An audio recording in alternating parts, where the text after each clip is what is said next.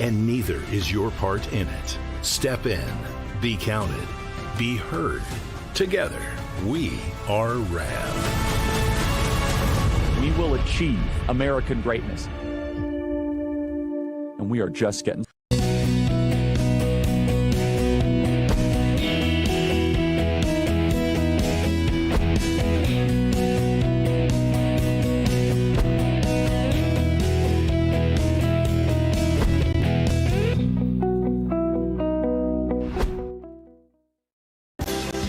Coming up on American Sunrise Early Edition, Homeland Security Secretary Kristi Noem is fired. The first cabinet member out in this President Trump's second term here. The fallout comes after a pair of tense congressional hearings, tough questions, and uncomfortable moments, and reportedly a very angry president. What happened inside those hearings and what it means for the administration, that's coming up. Meanwhile, a big day of votes on Capitol Hill, the House siding with President Trump, giving the green light for Operation Epic Fury to continue the war in Iran, on the war power showdown on the Hill, and what it signals about support for the mission. We'll break it down. And then a major push on election integrity, the House passing the Save America Act. Now the fight heads to the Senate. What happens next? Straight ahead on this Friday edition. And finally, a global flashpoint crisis. Surging oil as tensions draw with Iran threaten the Strait of Hormuz. Now, President Trump stepping in to keep energy markets moving. The high-stakes standoff in the Gulf. All that and much more on this Friday edition of American Sunrise. Stick around. Welcome to American Sunrise Early Edition. The show where faith, freedom, and the values that built this nation take center stage. You people and others like you built this country. Join us as we break down the stories that matter. FAFO. If you don't know, now you know. American Sunrise Early Edition on Real America's Voice starts now. All right, good morning. Here's how you can start your day with us right now. Take a look at the bottom of your screen. There is a QR code. It's your ticket to join the Weather Nation family. Scan it, get connected, and even better, your hometown forecast could be next. So head over to the Real America's Voice chats on Getter, Rumble, and YouTube. And during the 9 a.m. hour of American Sunrise, if you're selected, we'll deliver your hometown forecast live. So jump in, be a part of the fun, and join us over at Weather Nation. Now, joining us on this Friday is the one and the only Weather Nation's Tracy Anthony. Tracy, good morning to you. How are you? Hey, good morning. I'm doing well. You know, we're really ramping up into severe weather season. You were saying living in the past in Dallas, you dealt with some good size hail, you know, these strong storms. Oh, yeah. It's just that time of year. We're going to continue to have more. I was going to say, we're in the studio with the delay. Yeah, I'm sorry. I hate to say, if you don't have a garage and you own several cars, seek shelter. You got to protect the cars. Yeah, you know, especially for the weekend, because we have several more days where we could have these strong storms. So this was a look in Oklahoma on just yesterday. You can see lots of lightning. We're going to continue to have that chance for widespread severe. So we're up to an enhanced risk. So that's a level 3 out of 5 severe weather threat. And then widespread heat across the southeast. So this heat is fueling those storms that will be developing today and into Saturday. Now, out in the mountains, we have heavy snow, so that's still continuing throughout the day today. Areas like the Colorado Rockies will have up to 14 inches in some of the higher elevations. But the northeast, New England, dealing with a little bit of ice as that last system rolls on through. They're going to be dealing with some rain and some strong storms as well. And then there's a look from the mountains where Cheyenne, Wyoming was getting a good amount of snow. But that severe weather threat today stretches from the Great Lakes all the way down through central Texas.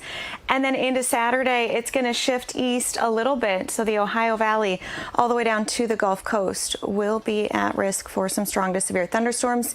And the atmospheric conditions conducive for some very strong tornado potential and good size hail over 2 inches in diameter and winds surpassing 75 miles per hour. So they were dealing with the storms yesterday in Oklahoma, and it's going to be another couple of days of this. So rolling right into March with a multi-day severe weather outbreak with this active pattern, Brian. Yeah, and I know that a lot of schools start their spring break next week. A lot of schools in the South, so I would imagine a lot of people keeping their eye on that A1A forecast. Maybe next week we'll do an A1A forecast for some of those parents that have kids that are going down for spring break. Keeping an eye on that. Yes, you'll have to let me know where those kids go these days. Well, I'll let you know. I know where mine's going. So I'll let you know on that. Tracy, thank you so much. We'll see you back on American Sunrise with one of our lucky hometown forecast selections. Thank you. Yep, see you. All right, let's turn now to our top story. The war with Iran is entering a new phase. U.S. and Israeli strikes intensifying over Tehran as military leaders say the campaign is now targeting the regime's core military capabilities. The Pentagon warning American firepower is about to surge. Iran continuing missile and drone attacks across the region. Joining us now is geopolitical analyst Brandon Weichert, senior editor at 1945.com and the author of The Shadow War, Iran's Quest for Supremacy. Brandon, are we moving closer to a resolution, or is this in a more dangerous phase now, as we've been told yesterday that this could potentially go into September? Have you heard that? I did hear that. And I have colleagues, friends of mine that I've known for years who are getting orders to basically prepare to be deployed for a very long time related to this operation. So I will just tell you right now, the president can say whatever he wants, but the conflict is not going to abate. What's going to happen is we're going to enter into yet another new phase of the conflict. Now, you mentioned the surging of resources for one final big battle from the air. That's how it's being billed. And let's hope that that's the case. But this could end up being like the equivalent of the Battle of the Bulge, where the Germans in World War II threw everything they had for one big push against the Allies to break them in order to have some kind of last minute, Hail Mary success that would flip the war.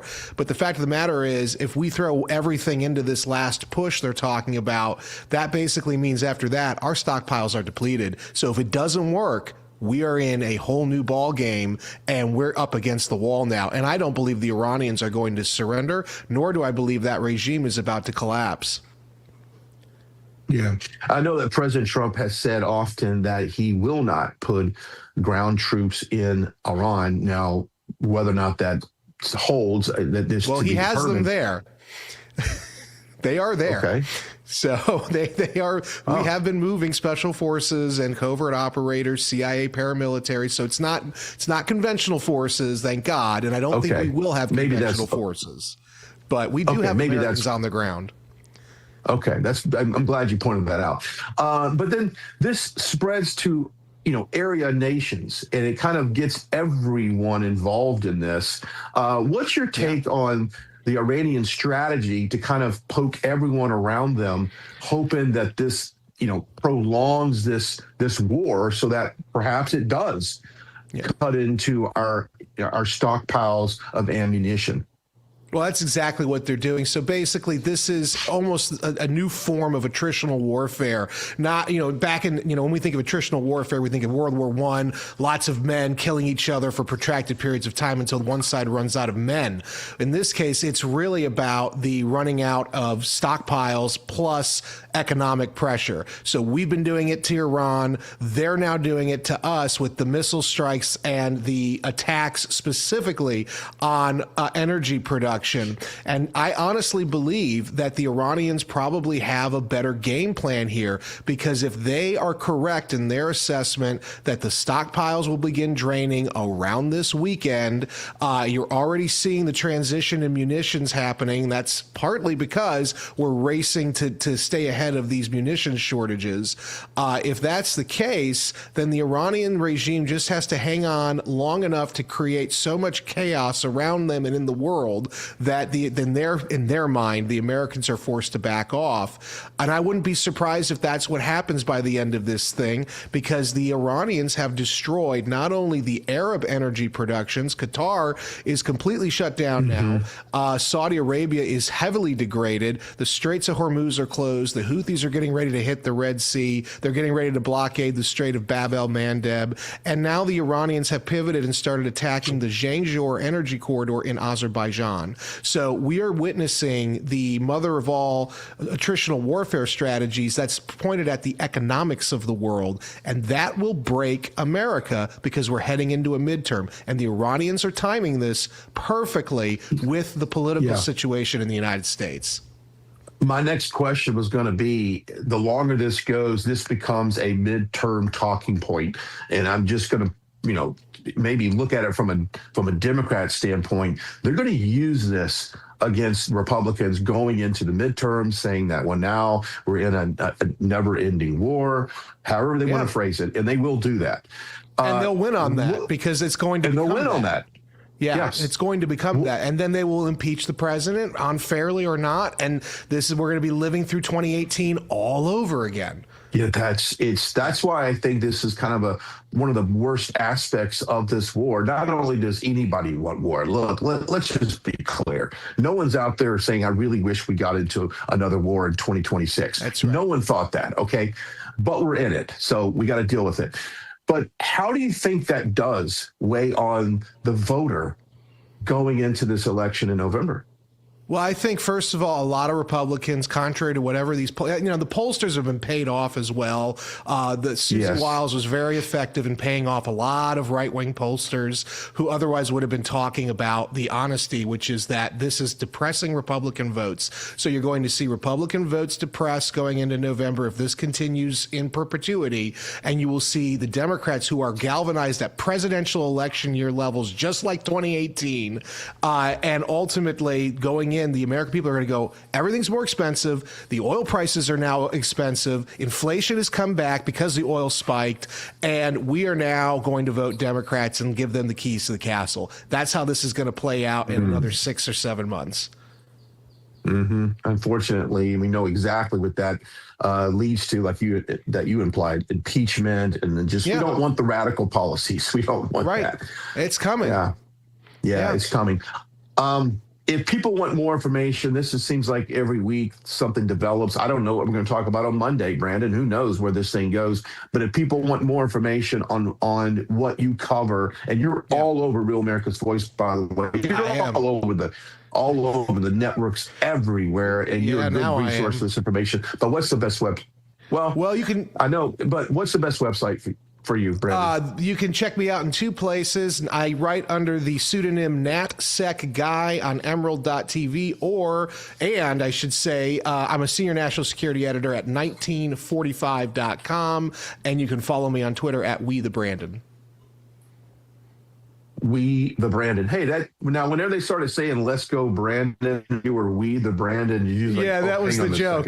Where I'm not that guy, right? I had a lot of fun with that. That's pretty funny. Well, you and I will connect offline here in a little bit. Okay. I appreciate it. Happy Friday, Brandon. Happy Friday, sir. Thank you. See you later. Yep. Thank you. All right, coming up, oil prices surging as tensions with Iran shake global markets. What the White House is going to do this morning to keep energy flowing. Plus, all eyes are on Texas. Who gets the president's endorsement, John Cornyn or Ken Paxton? And what if it could mean for the race? As American Sunrise Early Edition continues after the break.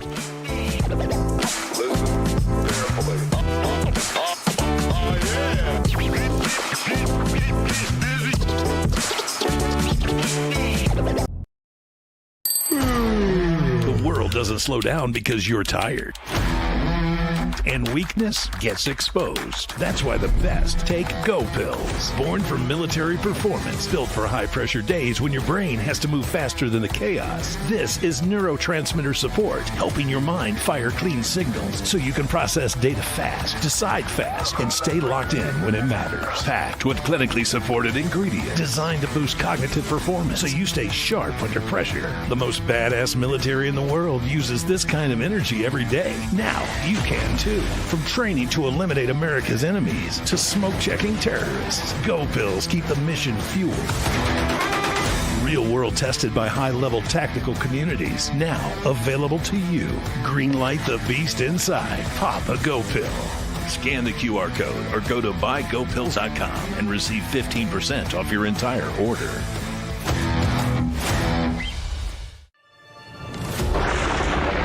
Through every storm, every moment of uncertainty, everybody needs to pray for Charlie Kirk right now. Rav has stood strong. We're not going to tolerate this stuff anymore. Turn that anger into motivation to save this nation. When we move together, there is power. The cries of this widow will echo like a battle cry. This is more than news. It's a movement. This revolution of people taking their countries back. A turning point. A chance to be part of something greater than yourself. Scan the QR code and stand with Rav. The story isn't over, and neither is your part in it. Step in. Be counted. Be heard. Together, we are Rav. We will achieve American greatness. And we are just getting.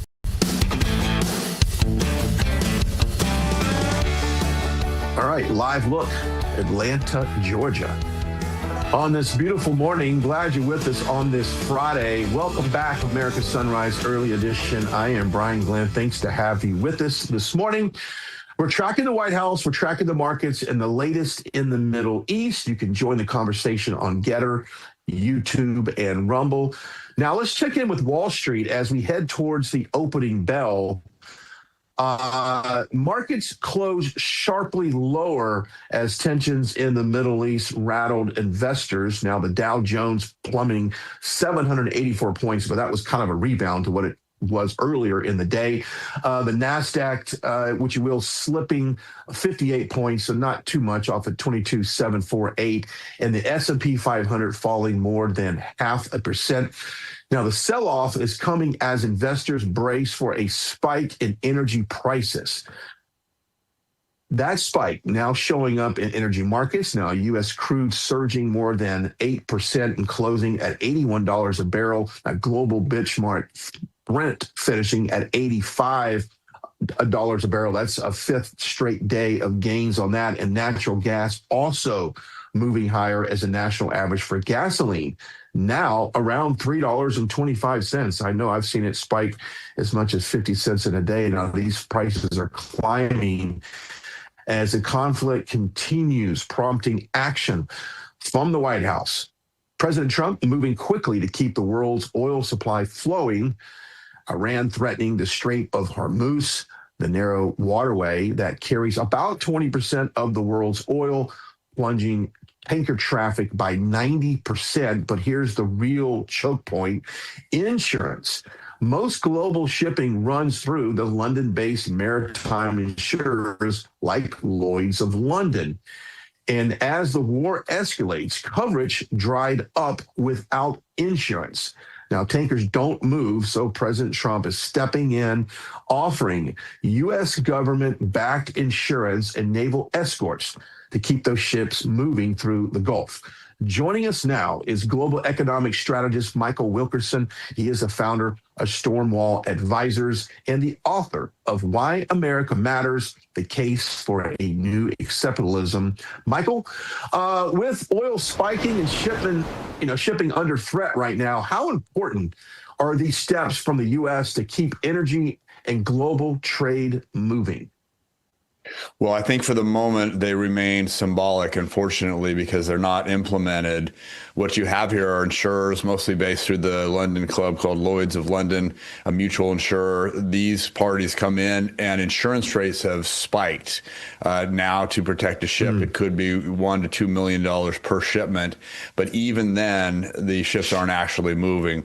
So I think what President Trump has offered could be interesting if it's implemented. It's going to take some time to turn it from a promise into an actual working tool. In the meantime, as you noted, even this morning, oil prices continue to rise from the levels that you mentioned closing yesterday. So the closure of the Strait of Hormuz has become the critical choke point here, affecting not just the Middle East, but really countries around the world.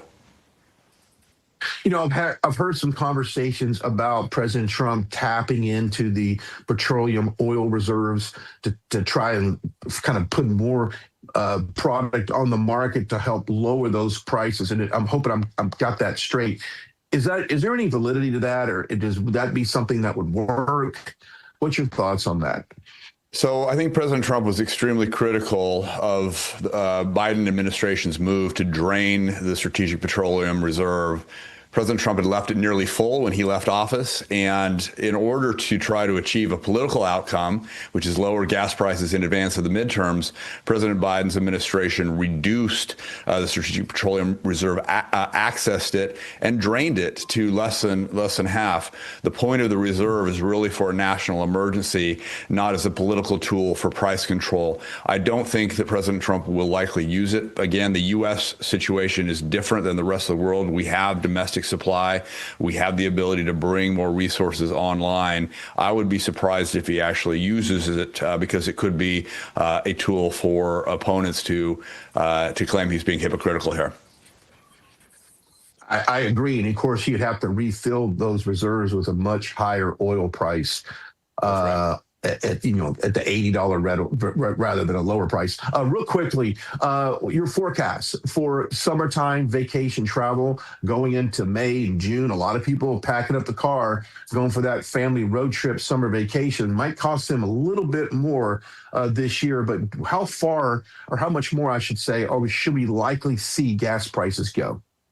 Well, I mentioned, even as we've opened up this morning, oil prices continue to rise, so up another roughly 5% this morning from yesterday's close. We've seen nearly a 50% rise in oil prices from 6 months or so ago, and I think that is likely to continue. I don't think that there's going to be an immediate turnaround. One of the, errors that people make is to assume that wars will end quickly. I don't think this one will be any different.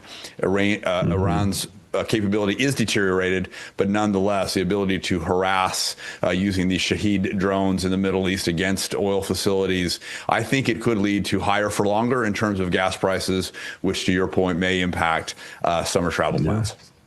Michael, as always, we appreciate you being on the show. For people to have more information about the what you do and some valuable resource, what's that website? You can reach me on stormwall.com, that's my website, or on X at MW_Stormwall. All right, Michael, thank you. Have a great Friday. Have a good weekend. Thank you. All right, think about this. In 2006, $20,000 equaled roughly 33 ounces of gold at spot price. Now, today's prices, those 33 ounces would be worth about $165,000. So smart Americans diversify a portion of their savings into precious metals, and that's why you should consider buying gold from our friends over at the Birch Gold Group. Now, for thousands of years, Gold has always been a store of wealth, and today it's a crucial part of any balanced strategy. And even better, the Birch Gold Group can help you convert an existing IRA or a 401k into a tax-sheltered retirement account in gold. So just text America to the number 989898 to receive your free information kit on gold. There's no obligation, just useful information with an A+ rating from the Better Business Bureau and tens of thousands of happy customers. Let the Birch Gold Group help you diversify with gold. Now that's a peace of mind. Text America to 989898. Again, that's America to 989898. Do it today. All right, coming up, a major primary upset in Texas. Congressman Dan Crenshaw defeated. He was the only Texas Republican in Congress who did not receive President Trump's endorsement. Now he's out. The MAGA challenger who beat him joins us next after the break as American Sunrise continues. Stick around. The world doesn't slow down because you're tired. And weakness gets exposed. That's why the best take Go pills. Born for military performance, built for high-pressure days when your brain has to move faster than the chaos. This is neurotransmitter support, helping your mind fire clean signals so you can process data fast, decide fast, and stay locked in when it matters. Packed with clinically supported ingredients designed to boost cognitive performance so you stay sharp under pressure. The most badass military in the world uses this kind of energy every day. Now you can too. From training to eliminate America's enemies to smoke-checking terrorists, Go pills keep the mission fueled. Real world tested by high-level tactical communities. Now available to you. Greenlight the beast inside. Pop a Go pill. Scan the QR code or go to buygopills.com and receive 15% off your entire order.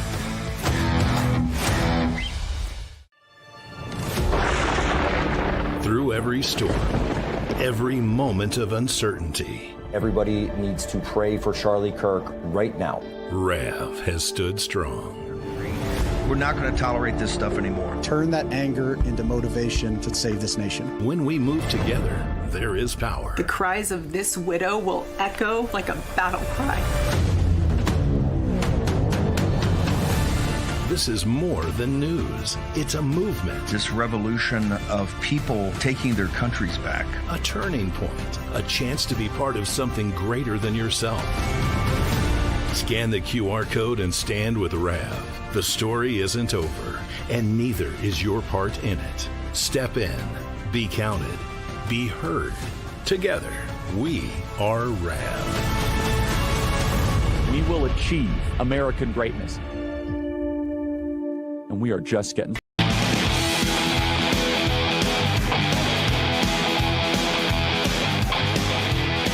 Oh, welcome back. That's an interesting look right there. The selfie cam on the Statue of Liberty. Smile. It's Friday. Welcome back. Early edition. I am Brian Glenn. Glad to have you with us on this very busy morning. And as always, we are following developments across the country and around the world. You can join us on Getter, Rumble, and YouTube. We're live and we're listening. Now let's head down to the Lone Star State, a big primary shakeup in Texas. Congressman Dan Crenshaw losing his GOP primary to Texas State Rep Steve Toth. Crenshaw, notable, the only Texas Republican in Congress who did not receive President Trump's endorsement. Now, voters in a deep red district just outside Houston choosing Toth a strong supporter of President Trump and the America First agenda, and now he's headed to the general as a GOP nominee. Joining us now is State Rep Steve Toth. Representative, congratulations. Thanks, Brian. On the good good win the other night. Glad to have us with us. Now, what was you hearing most from the folks when you were out there on the campaign road? What were they telling you the reason why they wanted to vote for you? Probably the biggest thing is the support that I've had in the past from the president. He endorsed me in 2022 and again in 2024. I was the only state rep in Texas out of 150 that was endorsed by him in both 2022 and 2024. I've got a real consistent record on the border, a fiscal hawk, and I think that's what people are really looking for more than anything right now. Yeah, of course, I know you have a background in construction, so you and President Trump probably have a little bit in common as far as taking a project and making sure it's complete. Now, you're heading into a general here in November. Obviously, it's a very deep red seat. I know we don't expect you to lose that at all. I think it's a guarantee you're going to D.C. When you're looking at everything right now, what would you say your top priorities are once you get into Congress there, sworn in for this next session? What are the things that you want to try and improve? I think the most important thing this is going to be a huge freshman class first. And one of the things that I'm going to strongly impress upon my colleagues is that we work really hard at codifying all the executive orders. Over the next 2 years, I think we need to put all the personal desires aside and really work hard at codifying President Trump's executive orders. I think that needs to be the top priority for all of us. That's probably the best thing you could have said, Steve. And I'm being very honest with you because I've been very critical of this Congress right now, not codifying all these executive orders that strengthen this country. If we don't put them into law, God forbid Democrats take over, they'll just reverse every one of these executive orders, very much like President Trump did on day one of his second term. So that is the perfect. And if people are watching us in your district, I'm glad to do that. Now, as far as, what your constituents are telling you, I know a lot of people are probably sad that you're, well, not really sad, but you're going from their state rep into the congressional rep. But what are some of the biggest accomplishments you've had in your district, sir? So one of the things I'm absolutely most proud of that we accomplished is 3 sessions ago, I introduced a bill, House Bill 3979, that banned the teaching of critical race theory in Texas public schools. And it's funny because at the time when I filed that bill, no one had ever heard of critical race theory, yet it was being broadly taught.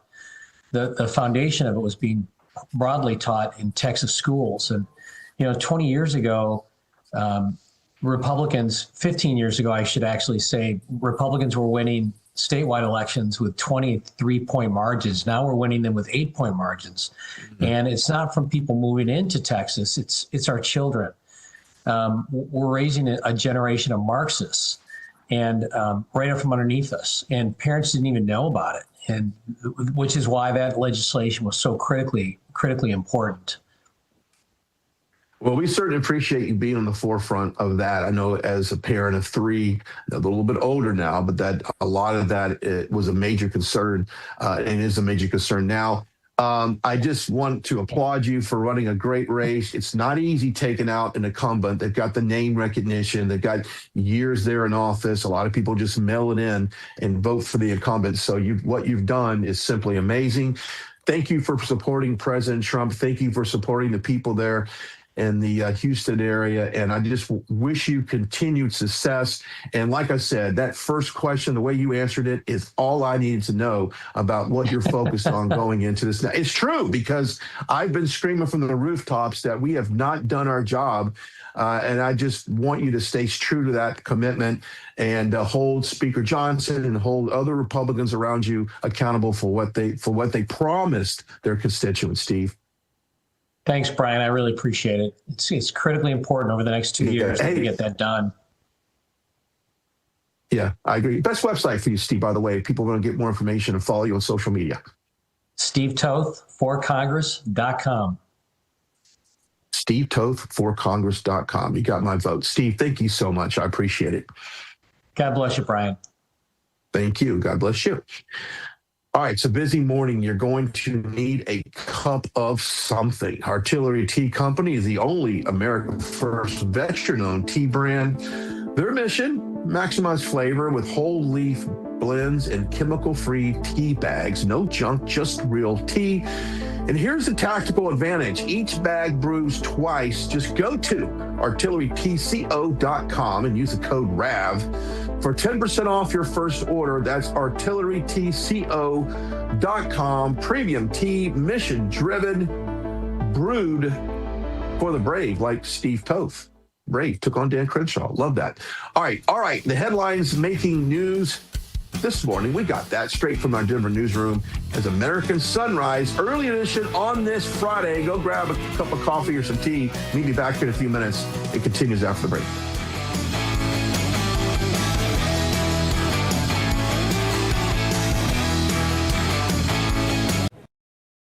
Welcome to Real America's Voice, Real Minute. Your quick look at the powerful stories of faith and freedom, inspiring audiences across the nation. Angel Studios presents. I'm Bo Davidson with your Real America's Voice, Real Minute. Did you ever wonder what truly happened in the COVID-19 pandemic and whether Anthony Fauci would ever be held accountable?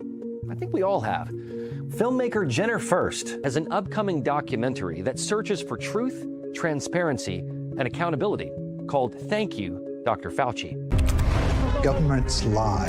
Anthony Fauci put everyone on the planet at risk without their consent. It's beyond suspicious. Research caused a pandemic, killed 20 million, and cost $25 trillion. Fauci would prefer a lie. Public trust, national health, and global security are at stake as this documentary digs through thousands of pages of documents and interviews with former officials and whistleblowers in the most controversial narrative of our time that may also be one of the largest cover-ups in modern public health history. There was a cover-up. Why would he trade the Chinese the most advanced biotechnology in the world? He's a spy. It's insane. I don't think this is going to be foolproof. Things are going to slip through. Fauci knew and lied repeatedly. Rather than being a partisan hit piece, Thank You, Dr. Fauci is an honest look at the origins of COVID-19 and a potential bioarms race with China. It streams exclusively on Angel Studios app and site starting on October 23rd. And all you need to do is go to angel.com/Rav to stream it. So be ready to watch, question, and share as the quest for truth and accountability continues.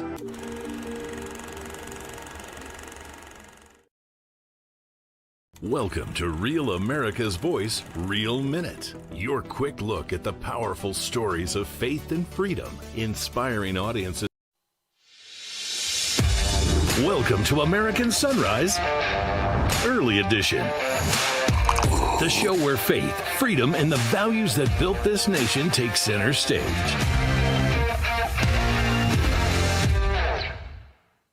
All right, welcome back to American Sunrise Early Edition. I am Brian Glenn. Glad you're with us on this very busy morning. And as always, we're following developments around the country and around the globe. You can join us on Getter, YouTube, and Rumble.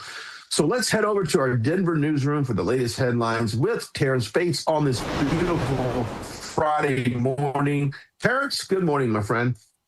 Hey, Brian, good morning. So, look, there's so much to get to. The shakeup in the president's cabinet still has the nation's capital buzzing this morning. Now, former Secretary of Homeland Security Kristi Noem off the job after being fired, and Oklahoma Senator Markwayne Mullin appears to be President Trump's pick to replace her. Yeah, big moves there. The move to pink slip Noem comes after she faced 2 days of intense grilling before House and Senate Judiciary Committees. It's not all bad news for the former North Dakota governor, though, as 47 has tapped her to be a special envoy for the Shield of the Americas. That basically is a new security initiative focused on the Western Hemisphere. On her way out the door, Noem touted what she described as historic accomplishments at the Department of Homeland Security to make America safe again. And Brian, in the meantime, White House Press Secretary Caroline Leavitt says the administration will work to get Senator Mullin confirmed. She describes him as a, quote, extraordinarily qualified person for this job. I didn't see this coming. I did not have this on my bingo card at all, Brian.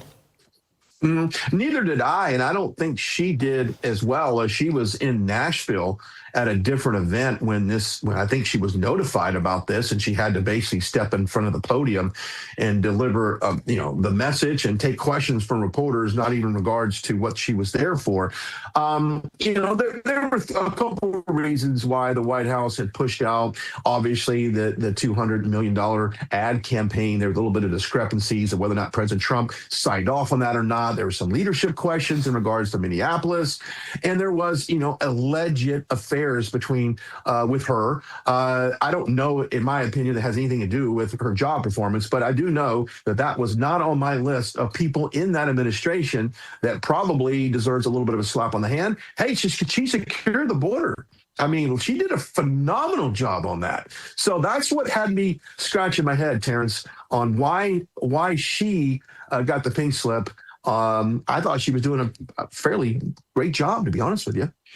Yeah, and of all the cabinet secretaries, she is probably one of the more high-profile ones. Obviously, that position may be also a bit more high-profile. But if you were to list off all of the cabinet secretaries, one would think that Kristi Noem would probably be among the first that one would name. In other headlines, Brian, the U.S. House joined the Senate in rejecting a war powers resolution that would have stopped President Trump's authority to continue attacks on Iran. The measure failed by a pretty close margin, 212 to 219. In the meantime, the U.S. Embassy in Kuwait is now the second American diplomatic mission in the Middle East to shut down over Iranian strikes. Iranian attacks on the country have already claimed the lives of 6 American soldiers there. Their bodies are scheduled to be returned to Dover Air Force Base in Delaware tomorrow. President Trump will attend the dignified transfer service along with their families. That's going to be a sad day. Speaking of the president, though, he is on record this morning saying that he wants to be involved in picking Iran's next leader. 47 told Axios that the son of the late Ayatollah Mojtaba Khamenei, who at the moment is being considered a successor to the former supreme leader, Mojtaba Khamenei, by the way, is the son, is, quote, unacceptable and a lightweight. So look, Brian, I've got to ask you this question, particularly since you have worked in and around the White House so much. Initially, the narrative was this isn't about nation building. But then for the president to say that he wants to be involved in choosing the successor, it feels like, whether it in fact is or not, it feels like nation building. I'll take nation building for 100, please, Alex. That's exactly what this is.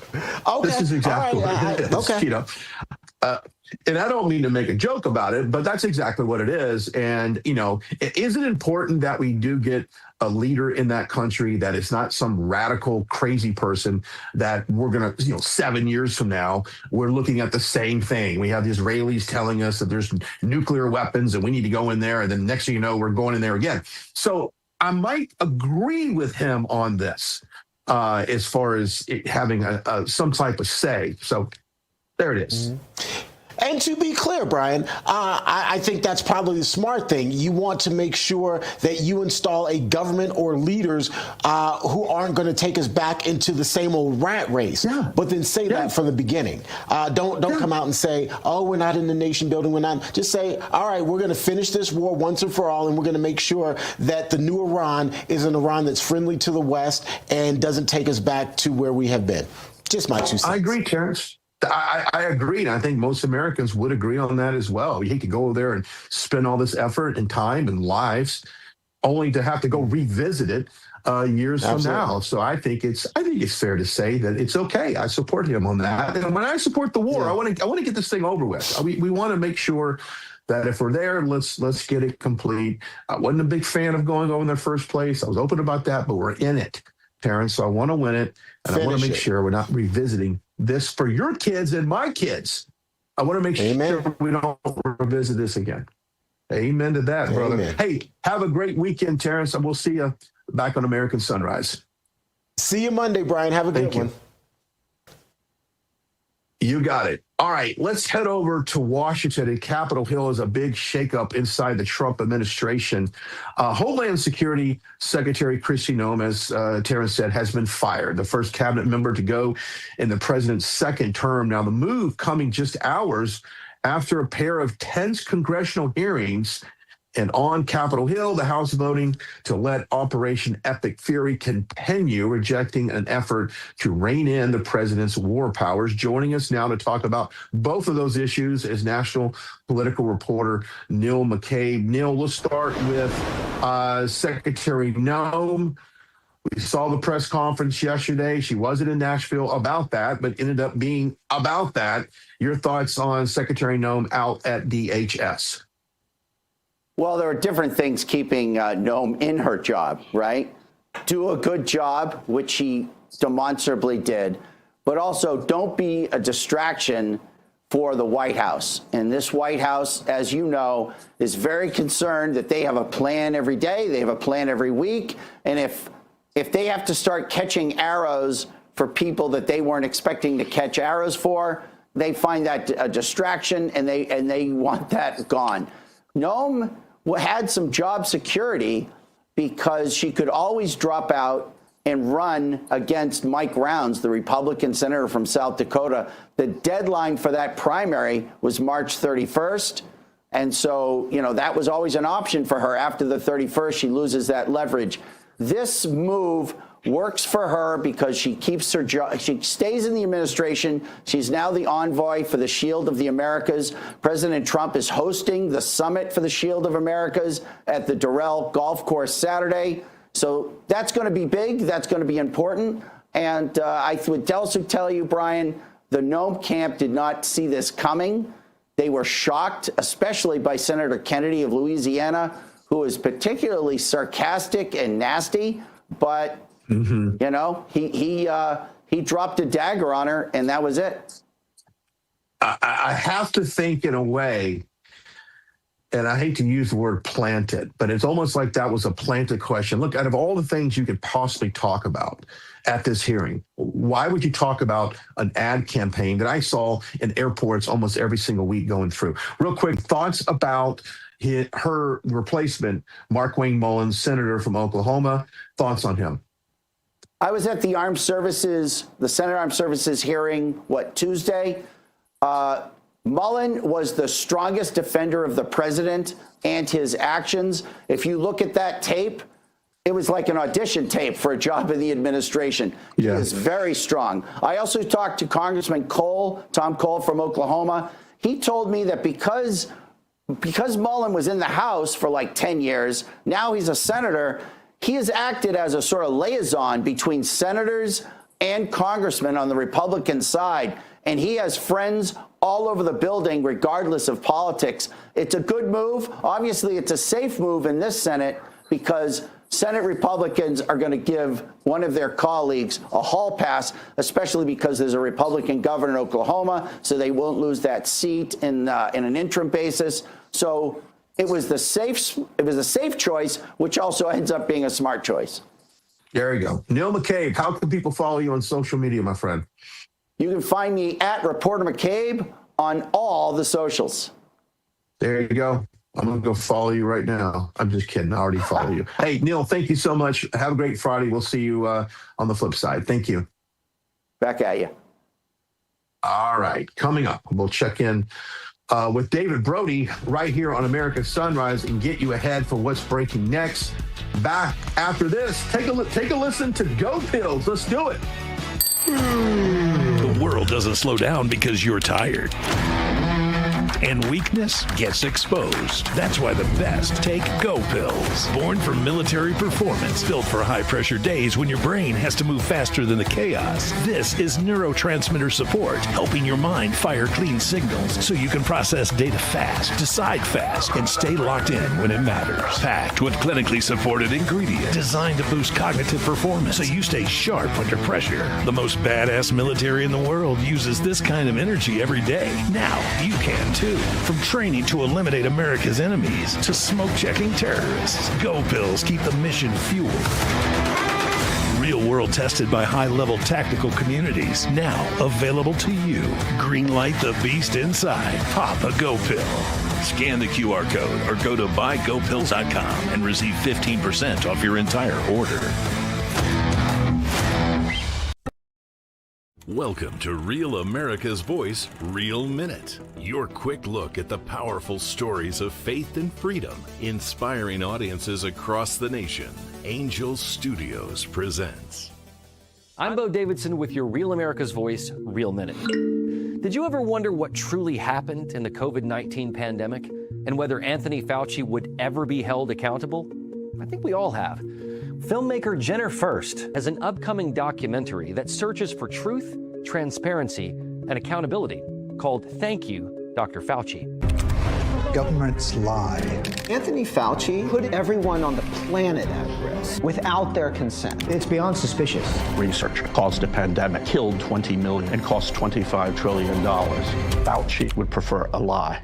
Public trust, national health, and global security are at stake as this documentary digs through thousands of pages of documents and interviews with former officials and whistleblowers in the most controversial narrative of our time that may also be one of the largest cover-ups in modern public health history. There was a cover-up. Why would he trade the Chinese the most advanced biotechnology in the world? He's a spy. It's insane. I don't think this is going to be foolproof. Things are going to slip through. Fauci knew and lied repeatedly. Rather than being a partisan hit piece, Thank You, Dr. Fauci is an honest look at the origins of COVID-19 and a potential bioarms race with China. It streams exclusively on Angel Studios app and site starting on October 23rd. And all you need to do is go to angel.com/Rav to stream it. So be ready to watch, question, and share as the quest for truth and accountability continues.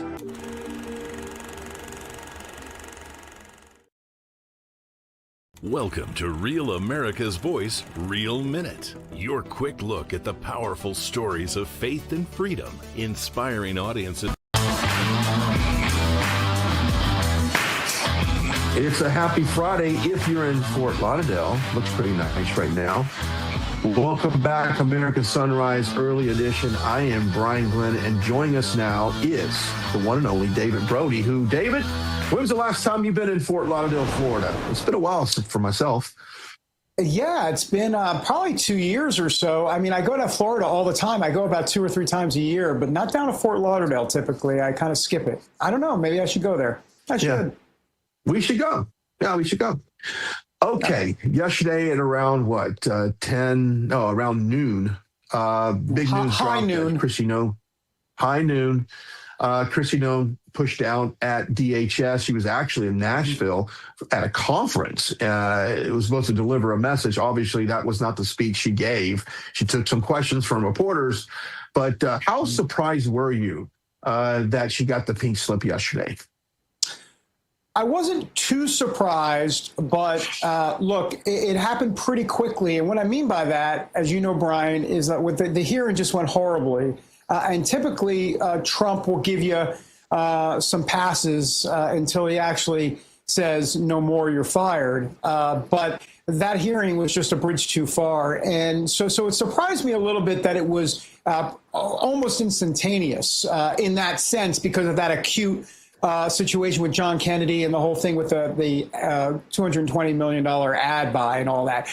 But I think it was obviously more than that, right? I mean, it was death by 1,000 paper cuts, right? I mean, it was everything. I mean, he didn't like the Corey Lewandowski stuff. She wouldn't deny that. I mean, that was just bad PR. And speaking of bad PR, I think that's the overall point here, is that, immigration is his number one issue as it relates to the base and making sure that he always gets positive marks on cleaning up this country in terms of immigration. But she was becoming a net negative in that area, just from a PR standpoint. And he couldn't let that go on because, as we know, Trump loves some good PR. Who doesn't? But Trump is keenly aware that PR rules the day. And he gave her a long leash here. But at some point, it just became a case of diminishing returns, Brian. Yeah. And then Senator Markwayne Mullins from Oklahoma, I'm familiar with him. He was in Congress for a short amount of time before he ran for Senate. It was an open seat, won it. Now he's tapped for DHS secretary. Thoughts on Markwayne Mullins?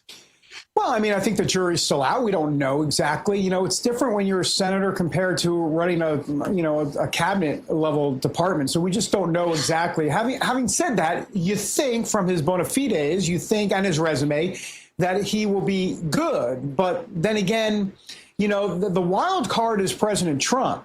I mean, how does he get along with Trump? What does he do to make sure that the ball is being marched down the field? And I think for him, the key is going to be obviously interior enforcement. But I do think that because, let's be honest, the administration pulled back from Minneapolis and there's kind of been a recalibration on all of that. I think that makes his job easier. So I think he'll probably do pretty well. He's going to go. It's going to be smooth sailing through the confirmation process. That won't be an issue.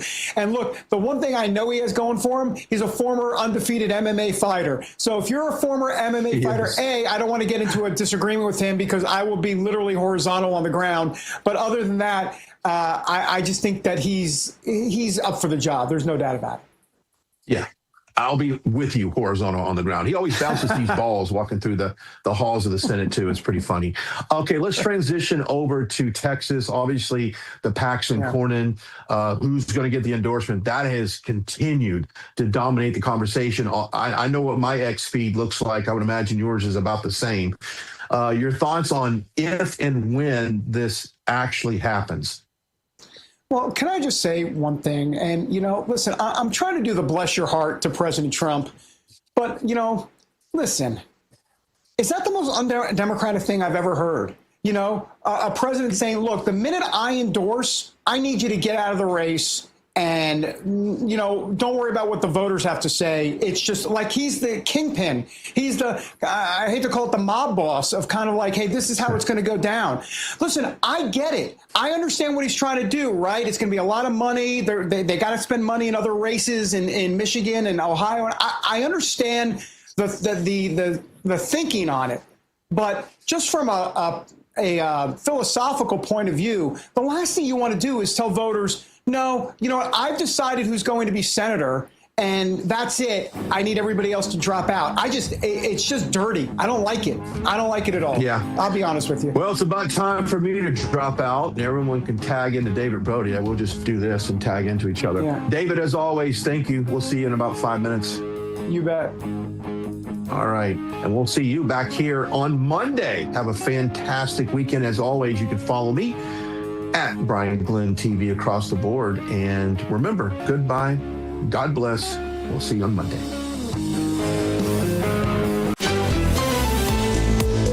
American Sunrise is a great way to start your morning. Join us Monday through Friday from 8 to 10 a.m. Eastern Time.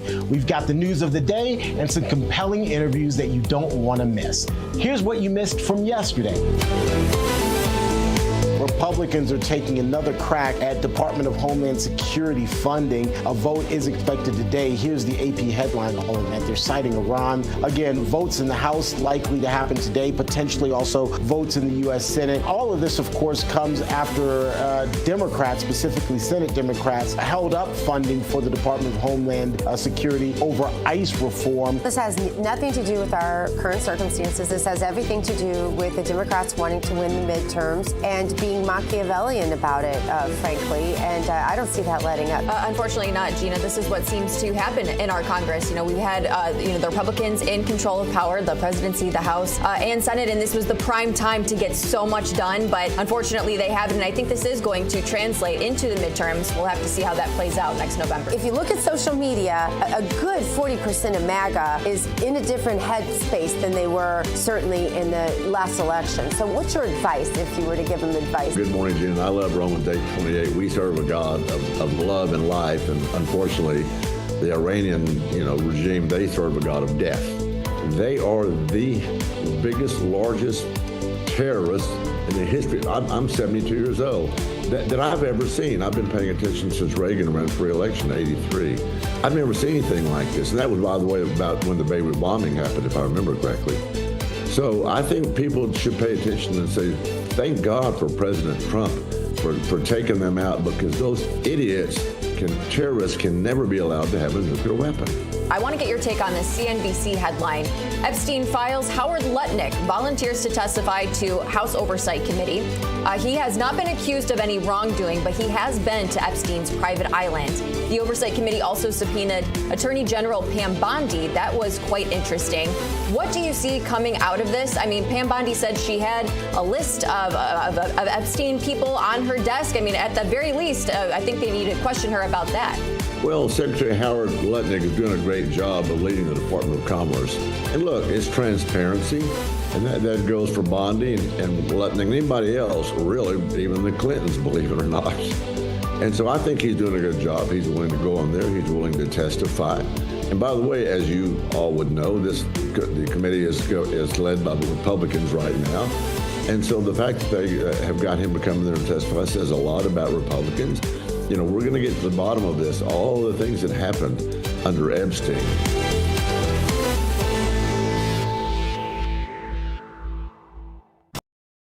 Welcome to Real America's Voice, Real Minute. Your quick look at the powerful stories of faith and freedom, inspiring audiences across the nation.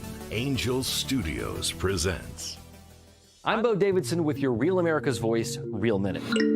Did you ever wonder what truly happened in the COVID-19 pandemic and whether Anthony Fauci would ever be held accountable? I think we all have. Filmmaker Jenner First has an upcoming documentary that searches for truth, transparency, and accountability called Thank You, Dr. Fauci. Governments lie. Anthony Fauci put everyone on the planet at risk without their consent. It's beyond suspicious. Research caused a pandemic, killed 20 million, and cost $25 trillion. Fauci would prefer a lie. Public trust, national health, and global security are at stake as this documentary digs through thousands of pages of documents and interviews with former officials and whistleblowers in the most controversial narrative of our time that may also be one of the largest cover-ups in modern public health history. There was the cover-up. Why would he trade the Chinese the most advanced biotechnology in the world? He's a spy. It's insane. I don't think this is going to be foolproof. Things are going to slip through. Fauci knew and lied repeatedly. Rather than being a partisan hit piece, Thank You, Dr. Fauci is an honest look at the origins of COVID-19 and a potential bioarms race with China. It streams exclusively on Angel Studios app and site starting on October 23rd. And all you need to do is go to angel.com/Rav to stream it. So be ready to watch, question, and share as the quest for truth and accountability continues.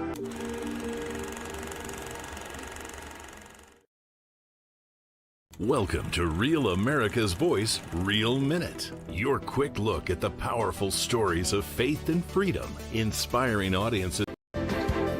Ahead on American Sunrise, a major shakeup. Homeland Security Secretary Kristi Noem Gonzo out. And Oklahoma Senator Markwayne Mullin in, pending confirmation that is. We'll have details on what led to the move. Plus, Iran's next leader, President Trump, says, wait a minute, he wants a say-so in who takes power in Tehran. What does that look like exactly? We're going to try and figure it out. Nice split screen, by the way.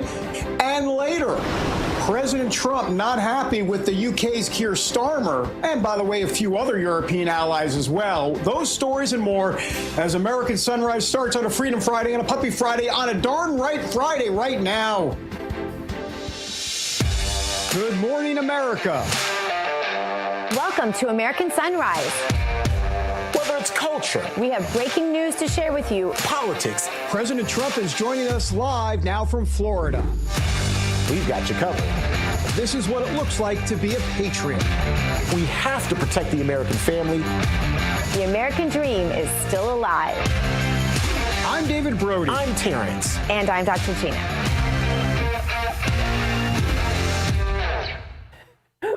Good morning, everybody. I am Dr. Gina. It is such a Friday. Look at my hair, for starters. It's just all over the place. My hair is celebrating. It's Puppy Friday. It's Freedom Friday. We are live with you. Let's bring in David Brody. He's in Washington, D.C. Terrance Bates is in our Denver newsroom. Woo! It's the weekend. Almost. We're almost to the weekend. And the news never stops, right? That it definitely does not. By the way, Dr. Gina, my hair in a similar situation as yours. It is also celebrating this Friday. Unfortunately, it just left the building and hasn't returned yet. It went to have a weekend. Yeah, exactly. Taking an early weekend. Hey, look, guys. So throughout the next couple of hours, let's just be honest, we're going to be talking a whole lot about Kristi Noem, her firing or reassignment, whatever you want to call it. That is the big story that a lot of people buzzing about. But first, I do want to show you this video from the White House touting the progress that's being made in Iran. Check this out. Wake up, Daddy's home. Welcome home, son. Strength and honor. Strength and honor. What will you do without freedom? Mavericks inbound. You can't conceive of what I'm capable of. Finishing this fight. Yeah, I'm thinking I'm back. I'm here to fight for truth and justice in the American way. I am the danger. Time to find out. Maximum effort. Here it comes.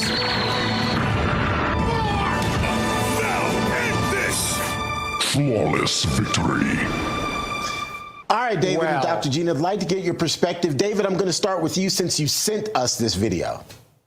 Well, the question in my mind this morning is was Lindsey Graham in an edit bay putting that together? I mean, I think that's the first question. I mean, look. I mean, can I just say, let me go on the record. As you probably all know by now, I'm totally for what we're doing in Iran. Let me be crystal clear. ... Having said that, that's a little bit too much testosterone right now in the process that we're in. This thing could go sideways. The folks that are inside MAGA that are concerned about forever wars, endless wars, they have a point. And I think this is possibly getting ahead of the game here. I think we need to be very careful. This feels a little bit like George W. Bush back in the day when he put the mission accomplished banner there on the ship and said, okay, we're done. Let's slow our roll, Dr. G, even though I must say it's extremely creative. Well, I'm just going to give a little peek back behind the curtain.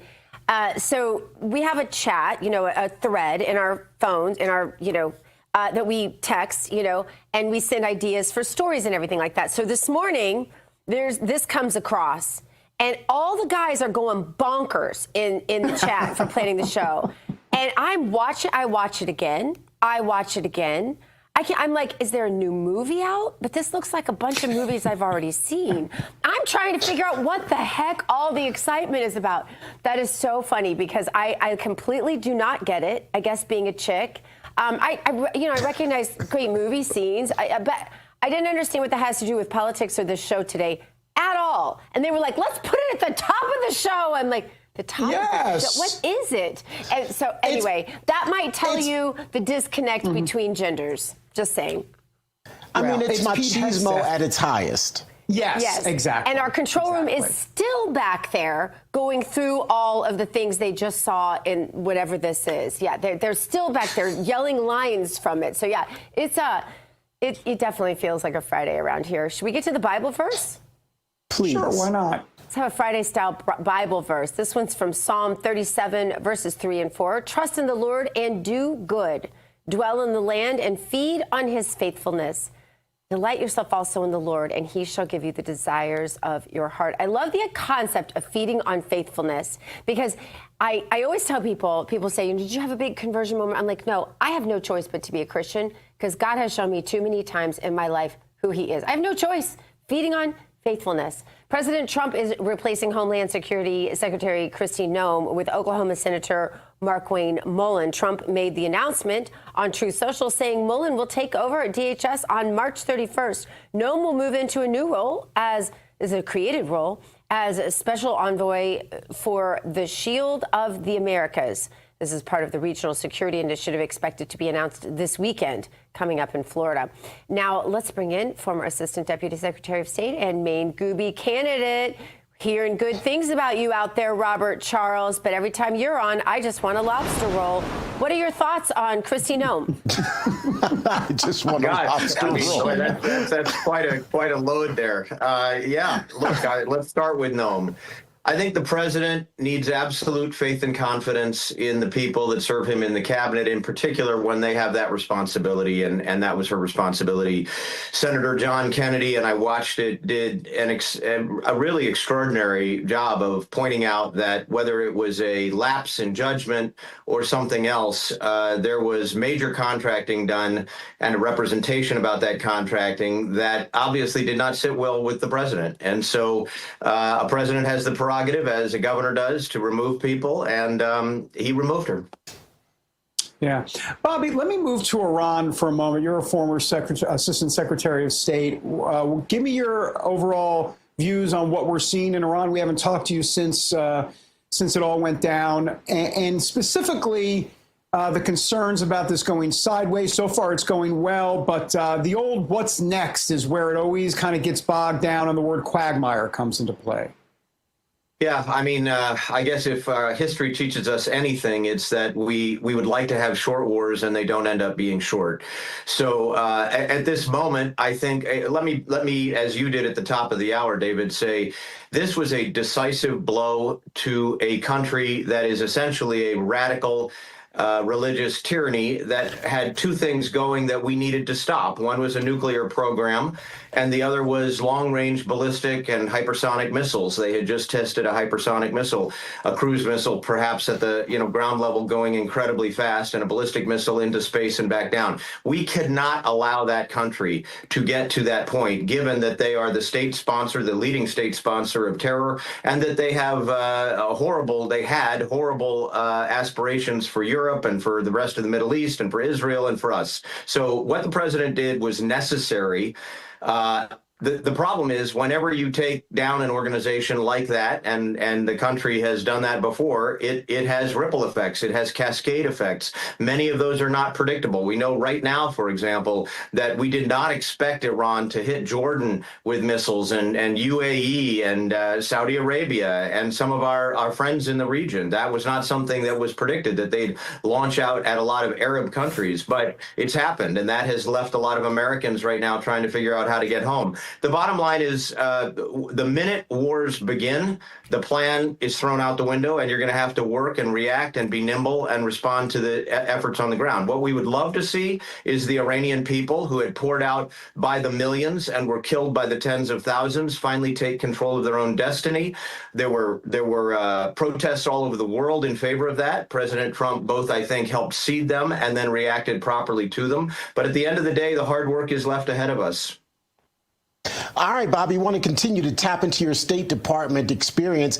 To quote you, we want to see the Iranian people take control of their own destiny. That statement coming as President Trump saying that he wants to be involved in selecting the next leader of Iran. Can we leave it up to Iran to choose its own destiny, or should the United States be involved so that we're not back here 5, 10, 15 years down the road? Well, in the normal course of business, as any historian knows, even after World War II, whether we were talking about the Philippines and MacArthur or we were talking about Germany, there's a provisional or interim period when a country that was at war with us or is decimated in the process of having tried to go to war with us and ultimately been silenced or forced to change their leadership. At the end of the day, there is an interim period that's very difficult. I mean, pick any country where the United States has historically, or the Allies in World War I, World War II, have had to make a transition to a peaceful government in a place that was at war with us. It will take time. Having said that, the ultimate sovereignty belongs to the Iranian people. So I think President Trump is exactly right. We will need to help stabilize, make an evolution. Same thing that's happening in Venezuela, same thing that happened under MacArthur in the Philippines. You have to have a period of time when you actually organize a vote and get people back to the idea that they're not going to be killed to go out on the streets in Iraq. You remember and Afghanistan, the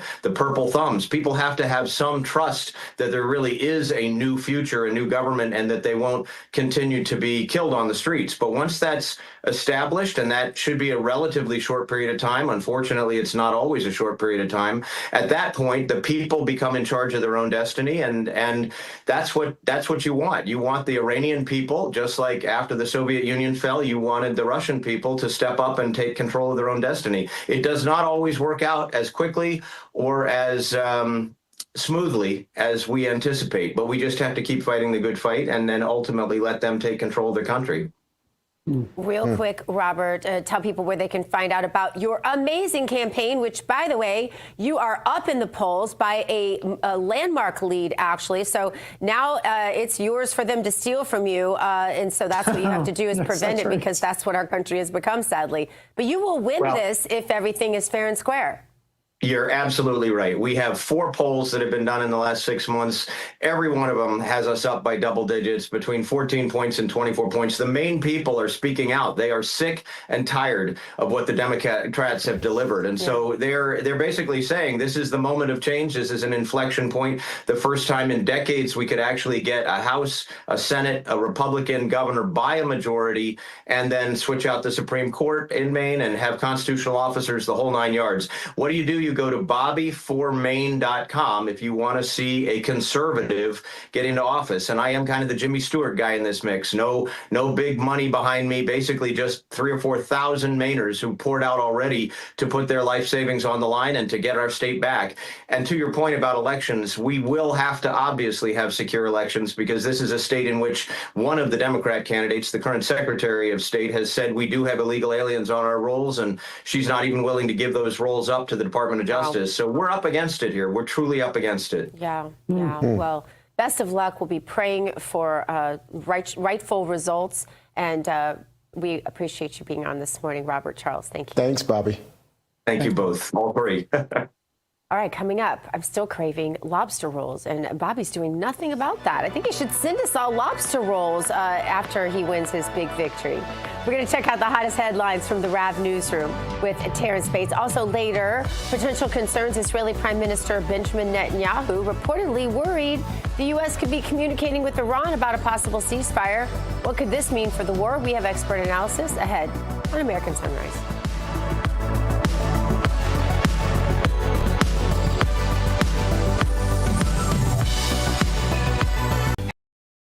Welcome to Real America's Voice, Real Minute. Your quick look at the powerful stories of faith and freedom, inspiring audiences across the nation.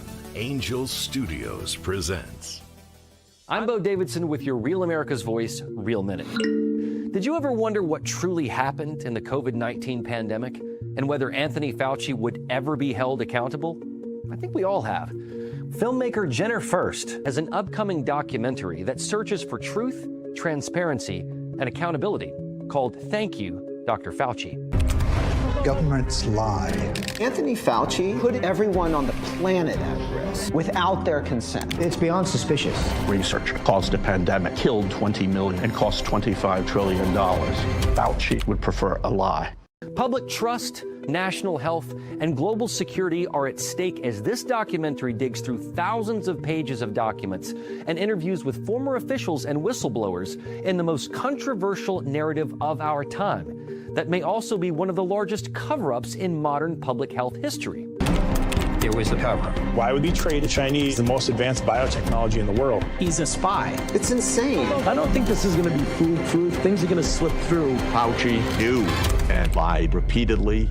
Rather than being a partisan hit piece, Thank You, Dr. Fauci is an honest look at the origins of COVID-19 and a potential bioarms race with China. It streams exclusively on Angel Studios app and site starting on October 23rd. And all you need to do is go to angel.com/RAV to stream it. So be ready to watch, question, and share as the quest for truth and accountability continues.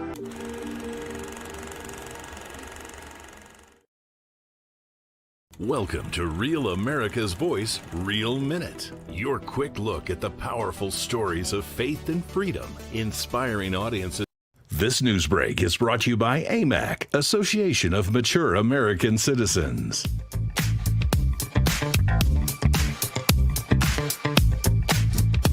All right. Have you ever seen a bump shot from Peaks Island, Maine? We've got it here for you. About 900 people live in Peaks Island, Maine.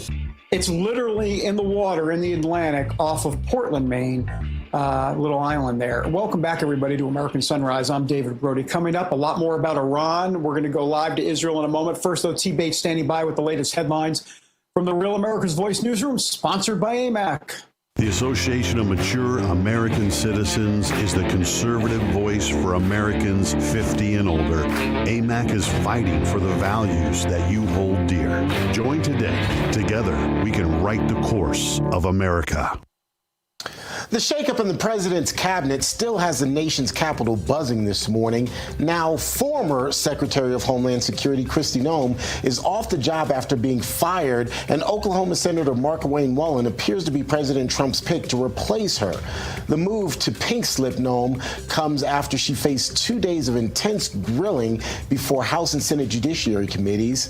It's not all bad news for the former North Dakota governor, though, as 47 has tapped her to be a special envoy deployed for the Shield of the Americas. It's a new security initiative that's focused on the Western Hemisphere. On her way out the door, Noem touted what she described as historic accomplishments at the Department of Homeland Security in order to make America safe again. In the meantime, White House Press Secretary Caroline Leavitt says the administration will work to get Senator Mullen confirmed. She describes him as, quote, extraordinarily qualified. The U.S. House joined the Senate in rejecting a war powers resolution that would have stopped President Trump's authority to continue attacks on Iran. The measure failed by a close 212 to 219 margin. In the meantime, the U.S. Embassy in Kuwait is now the second American diplomatic mission in the Middle East to shut down over Iranian attacks. Iranian attacks on the country have already claimed the lives of 6 American soldiers. Their bodies are scheduled to be returned to Dover Air Force Base in Delaware tomorrow. President Trump is expected to attend the dignified transfer service along with their families. And speaking of the president, he's on record this morning saying he wants to be involved in picking Iran's next leader. 47 told Axios that the son of the late Ayatollah Mojtaba Khomeini, who at the moment is being considered as a successor to his former supreme leader, is, quote, unacceptable and a lightweight. A federal judge in New York says that companies that paid tariffs that were ultimately struck down by the Supreme Court last month are due refunds. In his ruling, the judge writes that all importers of record are entitled to benefit from the high court's ruling because the justices ruled that the tariffs are unconstitutional. The federal government reportedly collected more than $130 billion in tariffs through mid-December. By the time the Supreme Court ruled on the taxes, that number is believed to have ballooned to about $175 billion, which is the amount that some analysts believe the federal government may ultimately have to pay. It appears that U.S. Customs and Border Protection will process any refunds that are in fact due. However, the agency has quite a task in front of it, as its system isn't designed for a mass refund. The administrative process and likelihood of continued legal challenges from the feds is expected to prolong the process. That's a quick check of your headlines. I'll have more headlines coming your way in just a little bit, but now let's get a quick check of your forecast with Weather Nation meteorologist Tracy Anthony. By the way, just want to remind you to go to our various social media platforms, be it Getter, Rumble, YouTube. Let us know where you're hanging out, and Tracy might hook you up with the hometown forecast in our next hour. But right now, we are talking severe weather over the next several days. Is that right, Tracy?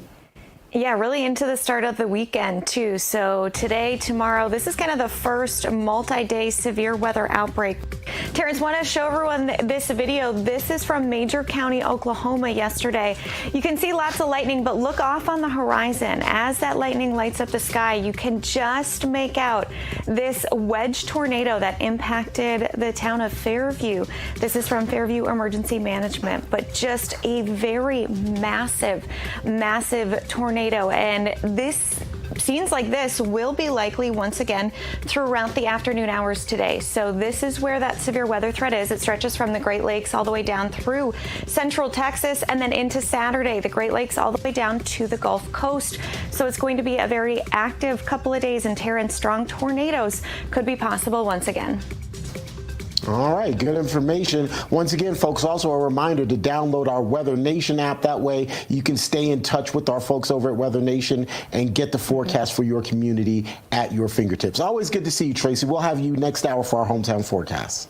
See you then. All right, see you then. Up next, Iran's next leader. President Trump says he wants a say in the succession. What could that mean for the region, though? We'll break it all down for you. First, a quick look at this day in history.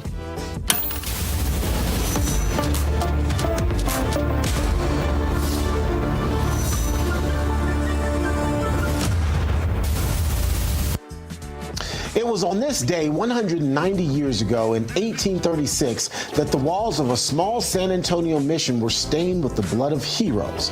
William B. Travis, Jim Bowie, and the legendary Davy Crockett, didn't just fight for a piece of land, they fought for the eternal principle of self-governance. Against all odds and a tyrannical dictator, these brave volunteers chose victory or death.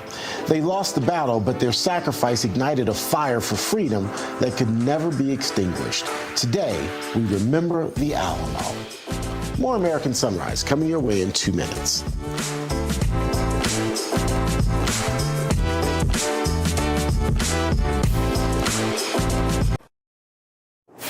When it's breaking, we're moving. Breaking news. Breaking news. News doesn't sleep. At Real America's Voice, we don't get to crash or lose focus. That's why we drink Soldier Fuel and take Go Pills to stay ahead of the chaos, because we do this for you. Go Pills and Soldier Fuel, locked in. Go Pills are packed with neurotransmitter support. Soldier Fuel has no sugar, so no crash. Now that's a game changer. Mic on, lights up. Soldier Fuel keeps me dialed right in. Both are used by the U.S. military every day. Built by Patriots for Patriots. And they're now available to you. This is huge. Scan the QR codes below and order your supply today. Hear that pop? So good. Go to buysoldierfuel.com or search on Amazon. This is performance fuel, clean energy, sharp mind. That's how we do it at RAV. Visit buygopills.com and get 15% off automatically. Go Pills and Soldier Fuel. Let's go. Hey folks, it's your friend John Rich. I co-founded Old Glory Bank because we heard too many stories about people getting canceled by their bank because they didn't agree with their politics. The government wanted to know where you shopped. If you bought a Bible or you shopped at a sporting goods store, you're probably on a list. We created Old Glory Bank because America needed a bank that would protect their privacy and security. Exercising your constitutional rights is not a criminal activity, and neither is loving your country. At Old Glory Bank, we stand with you. I'm a J6er. I spent 1,143 days in prison. About a year in prison. We were prosecuted, persecuted. J6ers have been treated like terrorists, and we need your help. Stand in the Gap was founded to stand in the gap for J6ers working to rebuild their lives after being incarcerated. For just $10 or more, you can help these patriots get back on their feet again. Every dollar you give is being matched up to $50,000. Go now to j6support.com and donate today.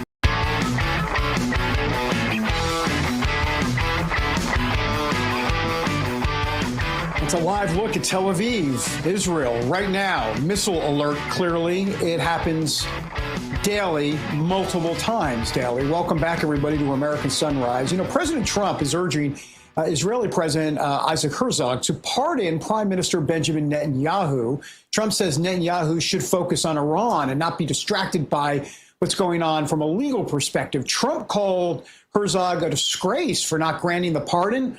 Herzog has not issued a pardon and says any decision must follow Israeli law. Let's bring in Jerusalem Post writer, chairman of the Judaism 3.0 think tank, and our good friend, Gal Kalev. Gal, you can feel free to address that issue, but clearly the more pressing issue is missiles going or potentially raining down there in Jerusalem and other places. Tell us about where, if not where you are specifically, if you don't feel security-wise you want to tell us, but at least tell us what's going on the ground there. Good morning.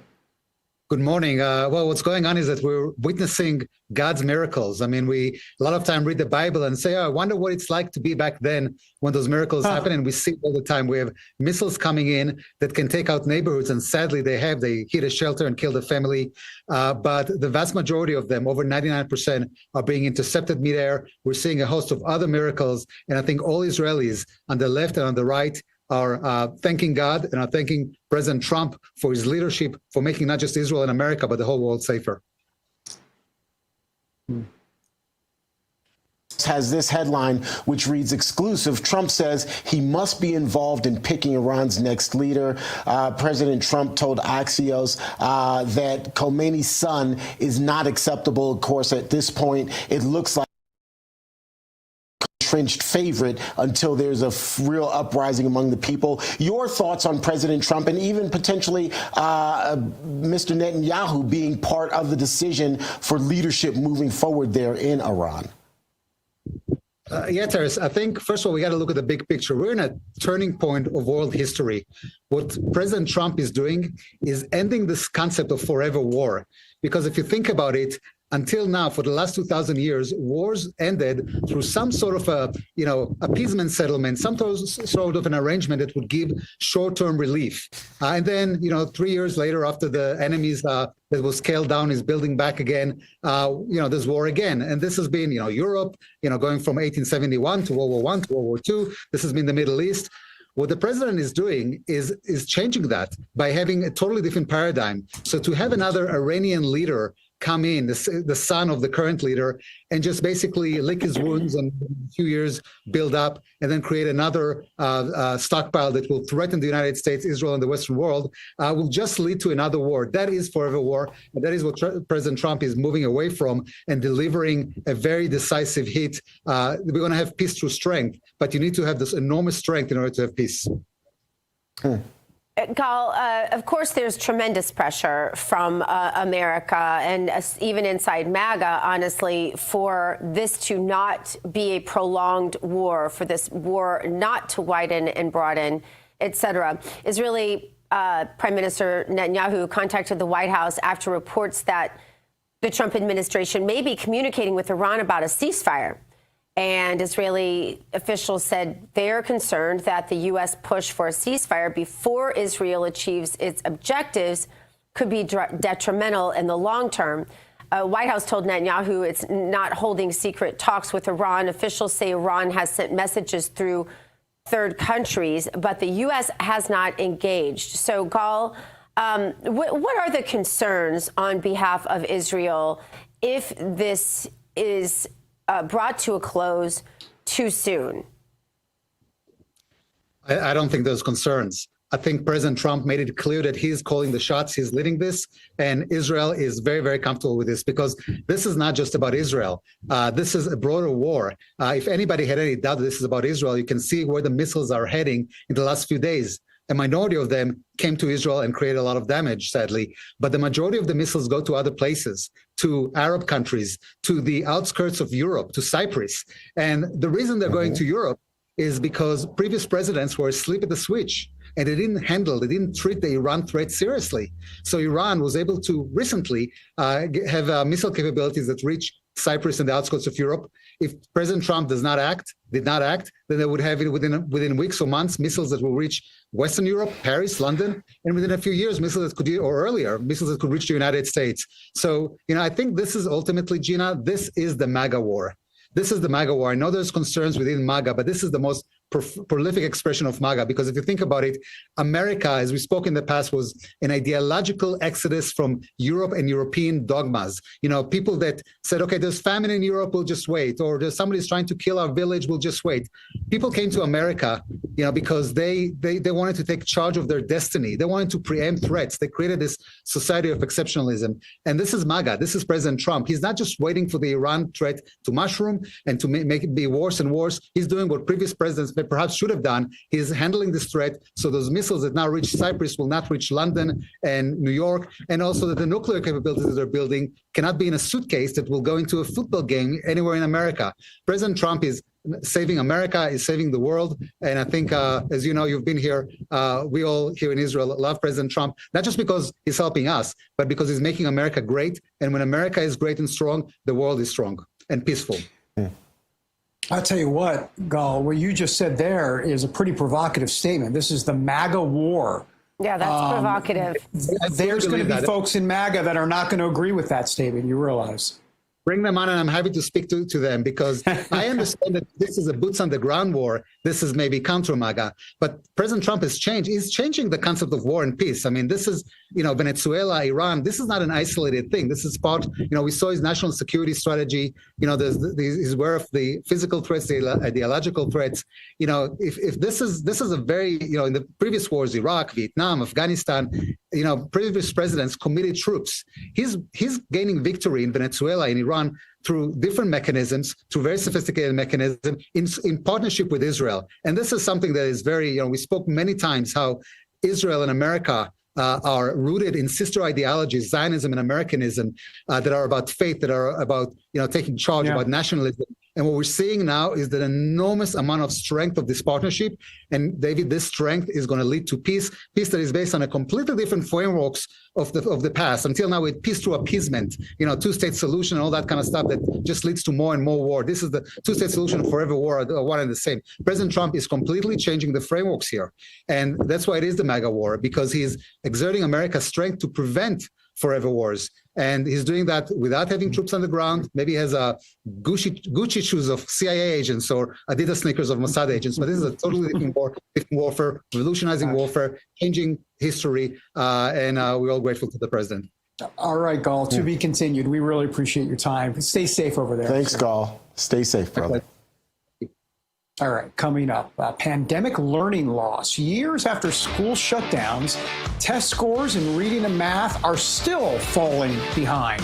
How long could it take for students to catch up? We're going to break down the latest data when we come back.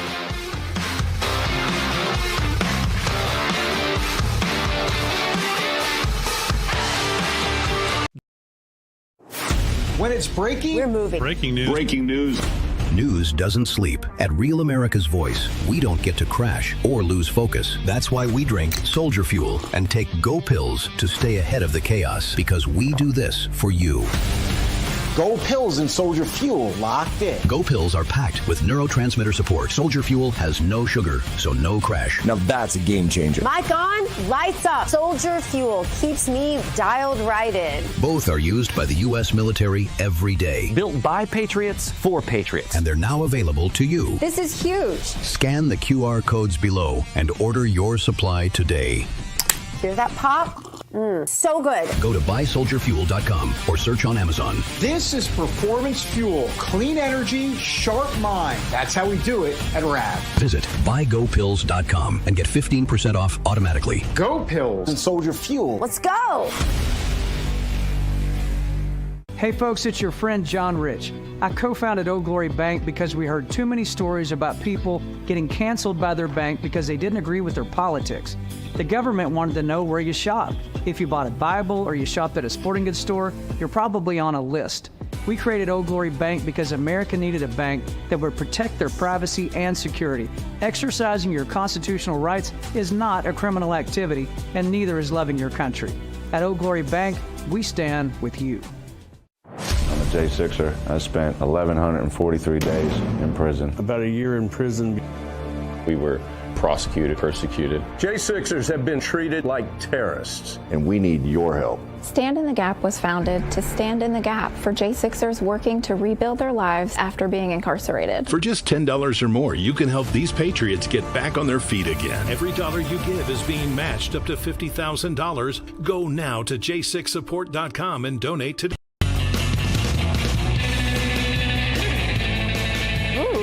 Texas. It looks like some good skiing could happen there. Looks like a lot of fun. Welcome back to American Sunrise. I'm Dr. G. Thanks for joining us. It is time now for today's health news. I love seeing development on lakes. I don't like lakes that are just like, there's no development anywhere, because the environmentalists have said, oh, you can't build on lakes. Have you ever been to Lake the Ozarks? So much fun.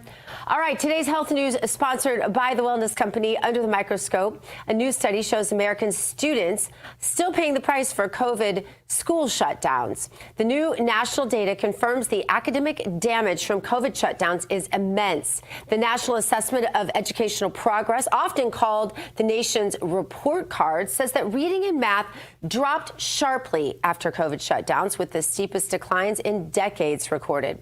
Researchers say many students are at least half a grade behind in core subject areas. Here's the bigger issue, though. U.S. scores were already at an all-time low before schools closed. Don't forget, we were number one in the entire world when the Department of Education was opened, right? President needs to follow through on his campaign promise to abolish the Department of Education and give parents privacy and choice to truly restore American education.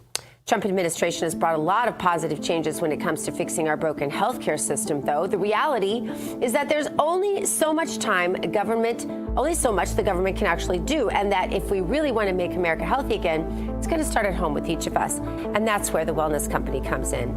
You know them. You see and hear from their doctors all the time on this network. You know their products are the gold standard when it comes to keeping your family safe. The Wellness Company gives you a chance to make sure you're prepared for whatever happens with their prescription medical kits. These kits contain an assortment of life-saving medications and guidebooks to assist in the proper use of the meds in the kits. Additionally, the Wellness Company offers a variety of products: parasite cleanses, methylene blue, weight loss, so much more. These can help you stay healthy and live a longer life. Make America healthy again starts at home. Do your part, protect the health of yourself and your family. Go to Here we go. TWC.health/RAV today. Give it an order. That's TWC.health/RAV. Use the promo code RAV. That'll save you 10%, right, David? 10%. See, you listen to Usher on the way to work and you start saying "bazit" the whole time. It's so good. You're so hip. You're so cool. Yeah. You're so rad. That's what my kids tell me too. Around. Yeah, they don't call me a boomer. Yeah, every day. No way. No, literally. No, you're like Gen Z at this point. Oh, yeah. Well, I am actually Gen X, but my mom was a boomer. So when they call me a boomer, I'm always like, you're not really hurting my feelings because I loved my mom in that generation. So leave me alone. Yeah. That's right. All right. Well, from one Gen X to another, here we go. President Trump. That's right. President Trump slamming some European allies over their response to the conflict with Iran. In an interview with the New York Post, Trump called Spain a loser after the country refused to allow U.S. forces to use its military bases during the Iran strikes. The president also said UK Prime Minister Keir Starmer should have backed America without question, adding he was very disappointed by Britain's initial refusal to allow the U.S. To allow the U.S. to use some of its bases. And here, by the way, is what Starmer had to say about the operations in Iran. Take a look at this. While the region has been plunged into chaos, my focus is providing calm, level-headed leadership in the national interest. That means deploying our military and diplomatic strength to protect our people. And it means having the strength to stand firm by our values and our principles, no matter the pressure to do otherwise. All right, for more, let's bring in political commentator and former advisor of Boris Johnson. That would be Thomas Corbett Dillon. Thomas, my goodness. All right, it sounds nice. He's got the accent and everything. You know, knock yourself out on that. But you know what? Stop being a coward. Say President Trump's name. That's who he's talking about. Give me a break. Good morning. Good morning. Yeah, I mean, it really is embarrassing to listen to him. I mean, he just is so uninspiring when you guys have got such a cool leader. We've got the boring guy giving awful speeches. So, yeah, it's a sad state for England, but that's okay. Well, I mean, in a way, so British, like so British. Right? Such chaos. always proper, if perhaps sometimes boring. All right, Thomas, the global economy could face new shocks as the conflict with Iran escalates. The Guardian reports globalization itself could be under threat as attacks and blockades disrupt key trade routes, including, of course, the Strait of Hormuz. The report says Britain is especially vulnerable here now because its economy relies so much on imports for energy, food, and fertilizer. Fertilizer is a new one that we're hearing a lot about. This also warns rising energy prices and supply disruptions could send costs higher, expose major weaknesses in global supply chains. We don't need that again, Thomas. Yeah. No, exactly right. And of course, it's once again, the UK has put itself into this position because of course, you know, we sit on massive oil reserves in the North Sea that, you know, the environmentalists won't let us use them. So, you know, the UK has put itself into this situation, but is already seeing knock-on effects. The petrol price, the gasoline price in the UK has rocketed just since the Iran war started already. Whereas actually, I don't think there's been too much effect here in the US. You guys are much better at isolating yourselves and preparing for these things. The UK is not in a good situation anymore. So yeah, the knock-on effects are definitely being hit much harder in the UK than they are being felt in the US. But you know, that's just because you guys are better at using your own resources. Apparently, we're not allowed to use our own resources in the UK anymore. Yeah. What do you make of this going forward? I mean, I'm assuming Starmer is going to try and just have some sort of, I mean, I don't know, what's his plan? I mean, like, how is he going to handle the Iran war going forward on all of this? And what kind of constituency does he have to kind of deal with back home? Is currently made up of crazy leftists and Muslims. So, you know, he has a tough situation on his hands. And of course, you can see that why he keeps going out and, you know, telling everyone that the UK wasn't involved in this at all. You know, we would never attack Iran. You know, we love the Muslims. And this is exactly what he's trying to do because that is his base in the UK, which is really sad. But that's who he's trying to appease to. But, you know, the question, yeah, what is his plan? I don't think he even knows. None of us know what his plan is. But what he is doing above everything is alienating our greatest ally, the United States, which, just makes no sense whatsoever. And I heard him in his little statement there about he's going to deploy the British military to, defend our bases. Well, we don't have anything to deploy because they've cut all the funding to our military. All of our ships are in dockyards being repaired right now. So yes, it's come down that for once the French are having to defend British bases in Cyprus. So it really is just an embarrassing situation for the UK. Thomas, we're completely out of time, but I want to give you 10 seconds to comment any updates on the whole Epstein fallout there in the UK. We have no fallout in the US. It's like Epstein files never even dropped. Go ahead. No. Yeah, it seems the only people getting arrested are the Brits, which, I'm happy they're getting arrested. They deserve it. But I'd love to see some Americans getting arrested, too. I think some of the Andrew stuff, I think Bill Clinton did just as bad things, if not worse, than old Andrew. So we got to get him in front of some legal situation, I'd hope. Yeah, some investigations would be a nice place to start. Thomas Corbett, thank you so much. Thomas Corbett Dillon. Can't forget that third name because he's a Brit. Thank you for your time. Thanks, Thomas. All right, coming up, some military families say woke policies are taking over the Pentagon and the run schools by them, and President Trump says he's ready to step in. New reports claim leftist ideology is influencing the classroom, and parents don't have much say. Is change coming from military kids? We're going to assess that next on American Sunrise.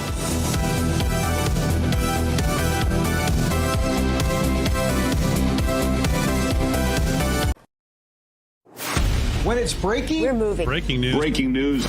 News doesn't sleep. At Real America's Voice, we don't get to crash or lose focus. That's why we drink Soldier Fuel and take Go Pills to stay ahead of the chaos, because we do this for you. Go Pills and Soldier Fuel, locked in. Go Pills are packed with neurotransmitter support. Soldier Fuel has no sugar, so no crash. Now that's a game changer. Mic on, lights up. Soldier Fuel keeps me dialed right in. Both are used by the U.S. military every day. Built by Patriots for Patriots. And they're now available to you. This is huge. Scan the QR codes below and order your supply today. Hear that pop? So good. Go to buysoldierfuel.com or search on Amazon. This is performance fuel. Clean energy, sharp mind. That's how we do it at RAV. Visit buygopills.com and get 15% off automatically. Go Pills and Soldier Fuel. Let's go. Hey folks, it's your friend John Rich. I co-founded Old Glory Bank because we heard too many stories about people getting canceled by their bank because they didn't agree with their politics. The government wanted to know where you shop. If you bought a Bible or you shopped at a sporting goods store, you're probably on a list. We created Old Glory Bank because America needed a bank that would protect their privacy and security. Exercising your constitutional rights is not a criminal activity, and neither is loving your country. At Old Glory Bank, we stand with you. I'm a J6er. I spent 1,143 days in prison. About a year in prison. We were prosecuted, persecuted. J6ers have been treated like terrorists. And we need your help. Stand in the Gap was founded to stand in the gap for J6ers working to rebuild their lives after being incarcerated. For just $10 or more, you can help these patriots get back on their feet again. Every dollar you give is being matched up to $50,000. Go now to j6support.com and donate today.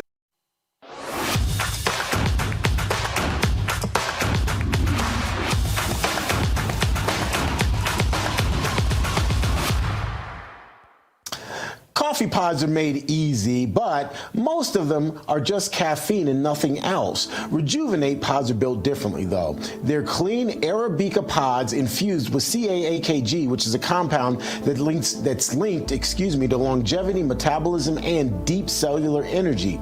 It's the easiest way to get better focus, smoother energy, and long-term benefits without changing your routine. Hold on, let me indulge. Yes, here at Real America's Voice, we choose them because they match our lifestyle. More energy, more clarity, and more intention in how we start our day. If you're going to drink coffee anyway, make it one that actually supports the life that you're building. Head over to 1775coffee.com/Rav and try Rejuvenate pods today. Don't just drink coffee, rejuvenate. Yeah, I'm sorry. That probably is too much for the commercial read, but I do need some caffeine. Now that we're caffeinated, it is time to stay awake, not woke, as some of our most treasured patriots and their children are under woke patrol, and it looks like President Trump is on his way to their rescue. The president is taking aim at leftist ideology infiltrating the Department of Defense schools that serve military families. In fact, I am a product of what's called DODS, or today DODIA schools. They're schools that currently lack elected boards and leave parents with little say in their children's education. According to a new analysis, progressive material on race, gender identity, and ideological affirmed names has creeped into classrooms, and service members say that they've been shut out of the decision-making process. Supporters argue that President Trump and the defense leadership can fix this by restoring parental voice, encouraging school choice for military kids, and pushing back against wokeism in DODIA, that's D-O-D-E-A, remember I said DODS or DODIA, classrooms.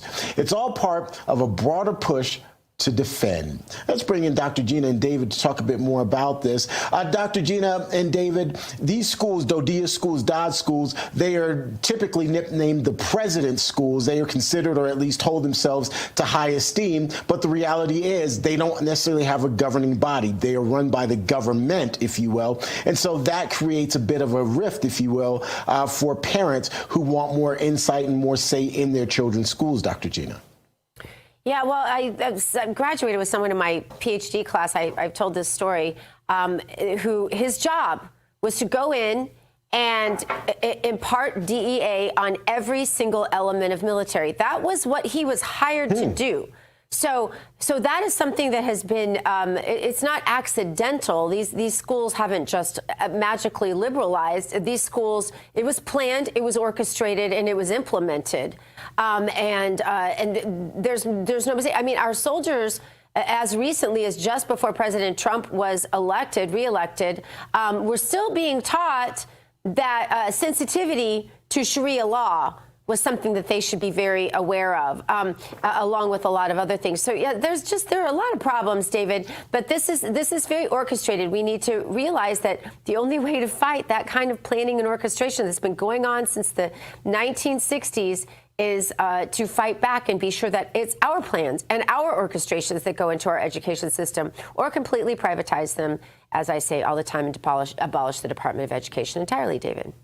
Yeah, for sure. But, you know, it's interesting because the administration has been fighting back. I mean, there was an executive order done in January when President Trump took office last year, specifically calling for parental or school choice for parents there in these Defense Department schools. So Pete Hegseth was supposed to give this report to the administration about what's going to be done. We'll have to follow up on that because I mean, clearly there's still some issues there. And by the way, Congress has introduced bills to kind of make sure the woke stuff is taken out and giving parental school choice to these kids and to the parents there specifically. But once again, it's a bill in Congress, so all they care about is like naming post offices. That's all they do in Congress anyhow. So that's not going anywhere. Anyhow, the point is there needs to be some serious follow-up here to see, okay, so what's going on? Because you talk a good game, but where's the action, T. Bates?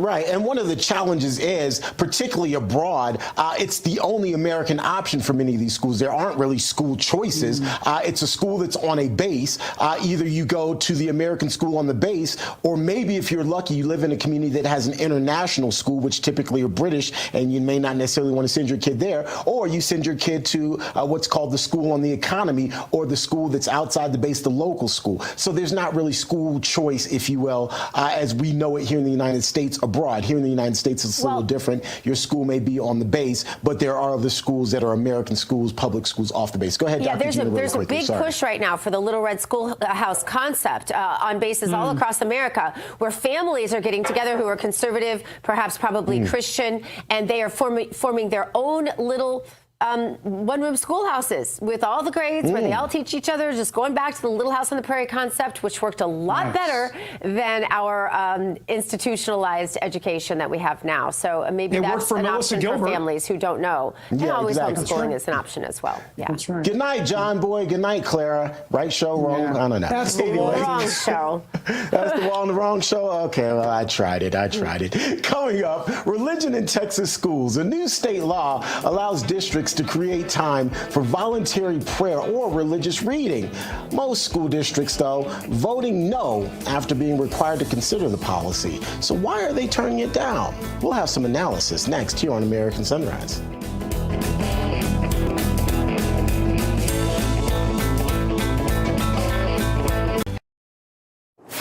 When it's breaking, we're moving. Breaking news. Breaking news. News doesn't sleep. At Real America's Voice, we don't get to crash or lose focus. That's why we drink Soldier Fuel and take Go Pills to stay ahead of the chaos, because we do this for you. Go Pills and Soldier Fuel locked in. Go Pills are packed with neurotransmitter support. Soldier Fuel has no sugar, so no crash. Now that's a game changer. Mic on, lights up. Soldier Fuel keeps me dialed right in. Both are used by the U.S. military every day. Built by Patriots for Patriots. And they're now available to you. This is huge. Scan the QR codes below and order your supply today. Hear that pop? So good. Go to buysoldierfuel.com or search on Amazon. This is performance fuel. Clean energy, sharp mind. That's how we do it at RAV. Visit buygopills.com and get 15% off automatically. Go Pills and Soldier Fuel. Let's go. Hey folks, it's your friend John Rich. I co-founded Old Glory Bank because we heard too many stories about people getting canceled by their bank because they didn't agree with their politics. The government wanted to know where you shop. If you bought a Bible or you shopped at a sporting goods store, you're probably on a list. We created Old Glory Bank because America needed a bank that would protect their privacy and security. Exercising your constitutional rights is not a criminal activity, and neither is loving your country. At Old Glory Bank, we stand with you. I'm a J6er. I spent 1,143 days in prison. About a year in prison. We were prosecuted, persecuted. J6ers have been treated like terrorists. And we need your help. Stand in the Gap was founded to stand in the gap for J6ers working to rebuild their lives after being incarcerated. For just $10 or more, you can help these patriots get back on their feet again. Every dollar you give is being matched up to $50,000. Go now to j6support.com and donate today. God bless the USA. In the beginning, God created the heaven and the earth.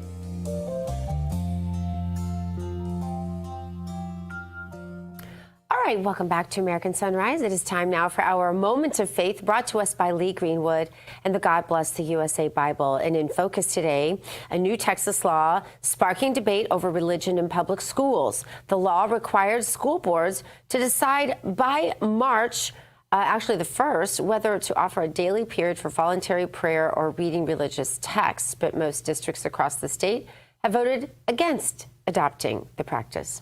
Only about 15 districts are moving forward with that optional prayer time. Let's bring in evangelist, pastor, and the founder of Revival Today, Jonathan Shuttlesworth. Jonathan, what the heck? I mean, I'm not surprised, because the school boards were the one challenging whether to have it, and the ruling is just now they have the option to have it. So the fact that they hate prayer didn't change. But for me, you know, the victory is, if you think back 5 years ago, you were getting, I mean, I'm a pastor. You would have a kid that wanted to start a Bible club and they would be told they can't. So those days are over, or not being able to pray at graduation. So it at least swung where the students or a youth pastor can organize something at the school without there being some kind of heavy repercussion. Yeah, it is a dilemma. I'll tell you, because, you know, as a homeschool mother, you know, and private school parents, I know, reckon with this as well. If we take all of our kids out of the public schools, they're left with people who would never vote in, you know, having prayer in schools or prayer meetings, things like that. That's right. But then again, we can't sacrifice our kids to that God. So it really does present a dilemma unless something radical is done. What's your suggestion? If you had 30 seconds with President Trump, what would you say to him about this? I don't think President Trump can do any more. You cleared the way At some point, the church has to get involved. You can't expect some blue hair Kamala voting Subaru driving teacher to suddenly get interested in prayer. I don't even know if you'd want them leading prayer. The church has an open door here to change positively the fabric of the country. They can't sit back and expect Trump to do any more than he's doing. Pastors and youth pastors should take this open door, particularly in Texas, and get involved in their local school district. Well, and we definitely, though, do need the abolition of the Department of Education. But somebody in the chat pointed out, my goodness, you know, you offer school choice, and what happens? The Islamists take advantage of it and start using it for military-style training camps for their youth. So that's a scary thing as well. We have to think this through because revolution is coming. People are sick of the failure of public education, and it's going to have to be fixed. We need the DOE to be abolished. We need some good choices out there for parents. Jonathan Shuttlesworth, thank you so much for being with us. Thanks, Dr. Gina. All right, be sure to tune in to Revival Today with Jonathan at 9 a.m. this Sunday morning right here on Real America's Voice. Back with the second hour of American Sunrise in 2 minutes.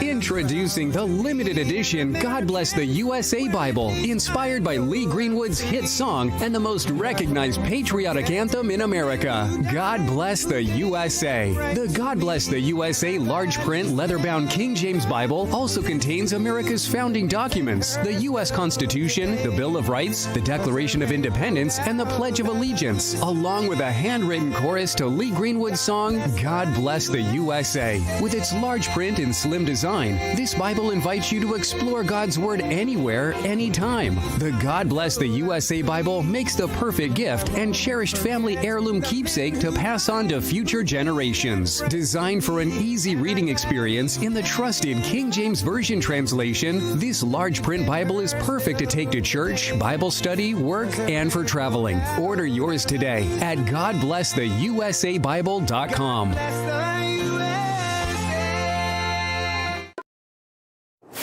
When it's breaking, we're moving. Breaking news. Breaking news. News doesn't sleep. At Real America's Voice, we don't get to crash or lose focus. That's why we drink Soldier Fuel and take Go Pills to stay ahead of the chaos, because we do this for you. Go Pills and Soldier Fuel locked in. Go Pills are packed with neurotransmitter support. Soldier Fuel has no sugar, so no crash. Now that's a game changer. Mic on, lights up. Soldier Fuel keeps me dialed right in. Both are used by the U.S. military every day. Built by patriots for patriots. And they're now available to you. This is huge. Scan the QR codes below and order your supply today. Hear that pop? So good. Go to buysoldierfuel.com or search on Amazon. This is performance fuel, clean energy, sharp mind. That's how we do it at RAV. Visit buygopills.com and get 15% off automatically. Go Pills and Soldier Fuel. Let's go. Hey folks, it's your friend John Rich. I co-founded Old Glory Bank because we heard too many stories about people getting canceled by their bank because they didn't agree with their politics. The government wanted to know where you shop. If you bought a Bible or you shopped at a sporting goods store, you're probably on a list. We created Old Glory Bank because America needed a bank that would protect their privacy and security. Exercising your constitutional rights is not a criminal activity, and neither is loving your country. At Old Glory Bank, we stand with you. I'm a J6er. I spent 1,143 days in prison. About a year in prison. We were prosecuted, persecuted. J6ers have been treated like terrorists. And we need your help. Stand in the Gap was founded to stand in the gap for J6ers working to rebuild their lives after being incarcerated. For just $10 or more, you can help these patriots get back on their feet again. Every dollar you give is being matched up to $50,000. Go now to j6support.com and donate today. Coming up on the second hour of American Sunrise, President Trump dismisses Kristi Noem and picks Oklahoma Senator Markwayne Mullin to head the Department of Homeland Security. We're going to talk about the political fallout as Democrats, by the way, continue to refuse funding the department. Plus, attorneys with Jeanine Pirro's U.S. Attorney's Office have dropped their probe into former President Joe Biden's use of the auto pen to make executive decisions. We're going to have the details on that later on. Also ahead, new polling data revealing Republican voters overwhelmingly back President Trump's combat operations in Iran, contrasting greatly with the general public. We're going to break down those numbers later in the hour. Those stories, so much more as the second hour of American Sunrise starts on a Puppy Friday, a Freedom Friday, a Freaky Friday right now. Good morning, America. Welcome to American Sunrise. Whether it's culture, we have breaking news to share with you. Politics. President Trump is joining us live now from Florida. We've got you covered. This is what it looks like to be a patriot. We have to protect the American family. The American dream is still alive. I'm David Brody. I'm Terrance. And I'm Dr. Gina.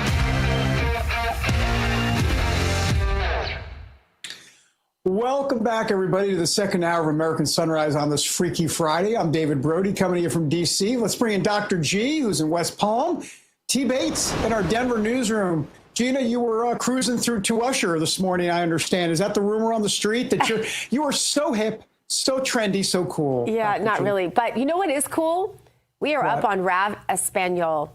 And they translate our words into Spanish for that audience. And it is amazing. You guys are so fluent. Oh, muchas gracias, señorita. Me appreciate the auto. I just hope my super underneath is Papi Terrance. That's what I want it to be in Spanish. Papi Terrance or Papi Chulo. Yes, there you go. There's That's what we're going to call you from now on. We're calling you that from now on. No, we're not. No. Mine's Papi Sanchez. Chulo. There I just want to be Sanchez. Sanchez. Oh my goodness. All right, guys. So look, before I get into this story, I'm sorry, Noem, you guys just have me thinking. Can you guys bring back up Dr. Gina and David? I want to ask a quick question. Before we get into this story, we're calling it a firing for Kristi Noem. We're going to talk more about it. But she's got a new job. She's been reassigned. Is it technically a firing or is it a reassignment? Your thoughts? And I get, yeah. But because I'm really struggling. Like, should I call it a firing or should she simply be reassigned? Dr. Gina, your thoughts? Well, I think the president called it a firing. I'm not exactly sure, but I've seen that word used quite by many credible sources. They did give her something else, which I think was a good thing. I knew the day before when I saw Kennedy ask her that question, did the president tell you, did he authorize that $220 million to go into that commercial with you on horseback? And I knew then that was at least going to be put before the president for review, David. Yeah. In answer to your question, Terrance, yes, technically it's a reassignment. What it really is a firing. There you have it. Okay. All right. Thank you. Because I've literally been waffling. I'm like, technically, it is kind of a reassignment. She got a new job. Okay. All right. Well, anyway, to that point, the shakeup in the president's cabinet still has the nation's capital buzzing this morning, whether it's a firing or a reassignment. But what we do know is that now former Secretary of Homeland Security Kristi Noem is off the job. Oklahoma Senator Markwayne Mullin appears to be President Trump's pick to replace her. He has pretty much said that. The move to pink slip Noem comes after she faced 2 days of intense grilling before House and Senate Judiciary Committees. It's not all bad news for the former South Dakota governor, as 47 has tapped her to be a special envoy for the Shield of the Americas, which is a new security initiative that's focused on the Western Hemisphere. The U.S. House joined the Senate in rejecting a war powers resolution that would have stopped President Trump's authority to continue attacks on Iran. The measure failed by a close 212 to 219 margin. In the meantime, the U.S. Embassy in Kuwait is now the second American diplomatic mission in the Middle East to shut down over Iranian strikes.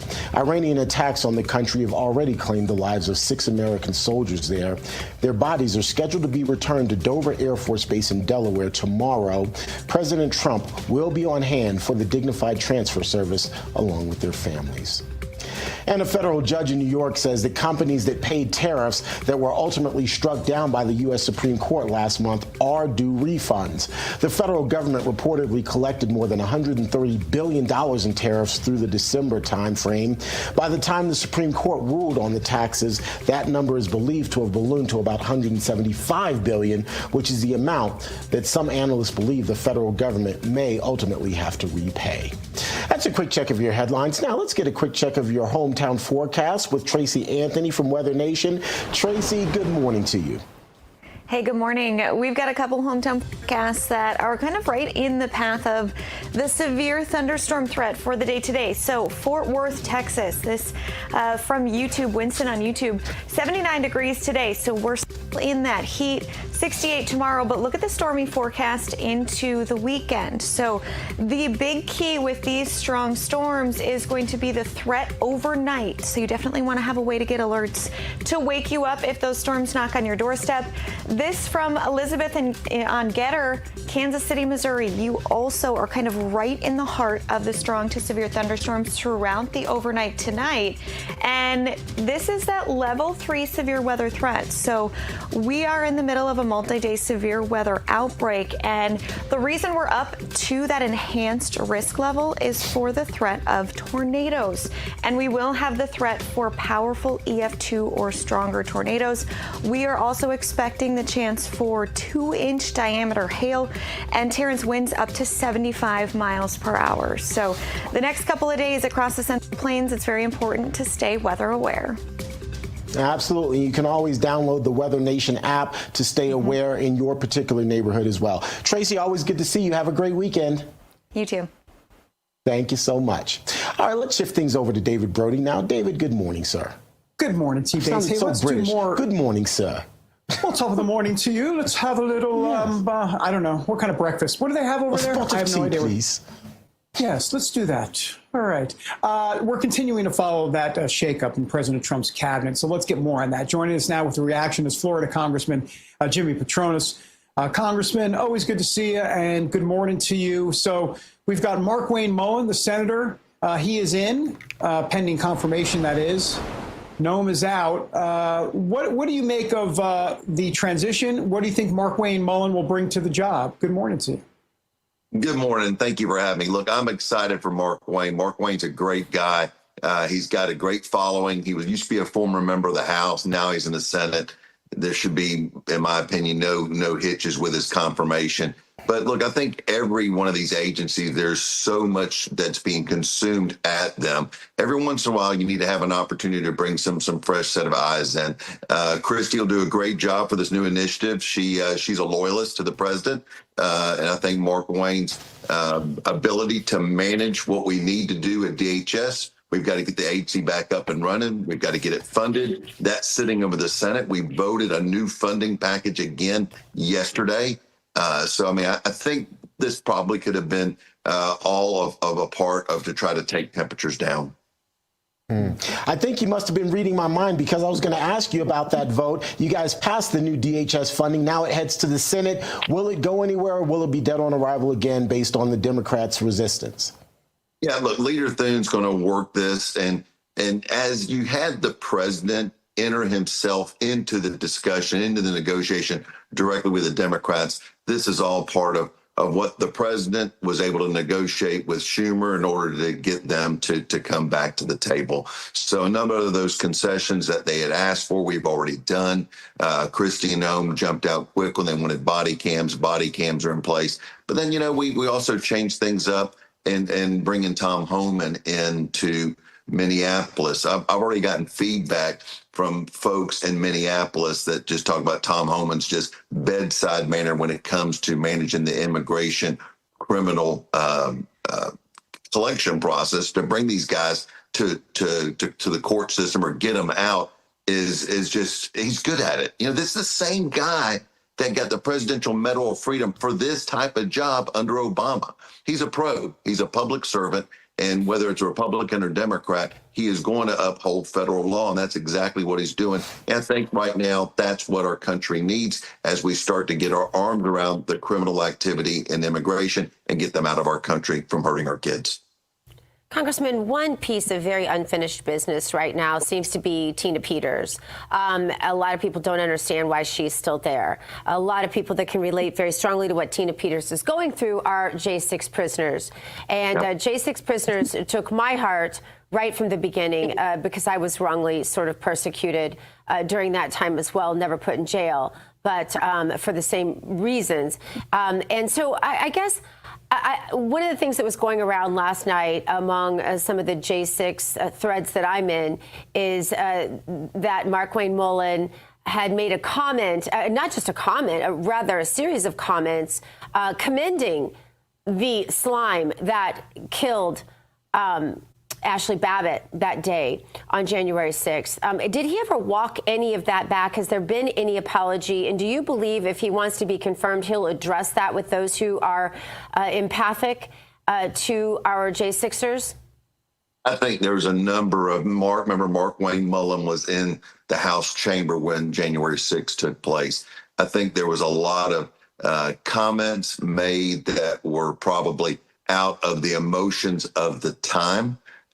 So, I mean, I would not be surprised if you don't see a different tone. Again, the president stood in after and made sure he did everything as much as he could to do right by those J6ers. So, you know, again, emotions get flaring at a time. You know, I was not there with the members of Congress on January 6th to understand what type of things they were hearing and seeing. And I'm sure Markwayne's response was strictly because of the moment and the time and place that he was in. Yeah. Well, if you see him, I think it would be great to suggest that maybe he address this with the J6ers.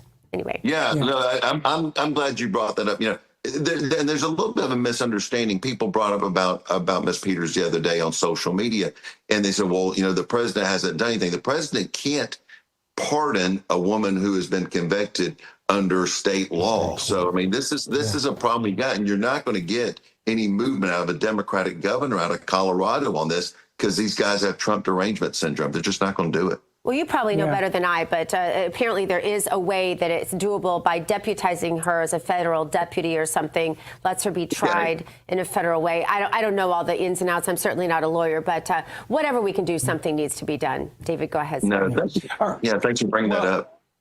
Well, and we're going to have more on this. Actually, Donna Fiducia is coming up in just a little bit to talk more about Tina Peters and everything going on there. Okay.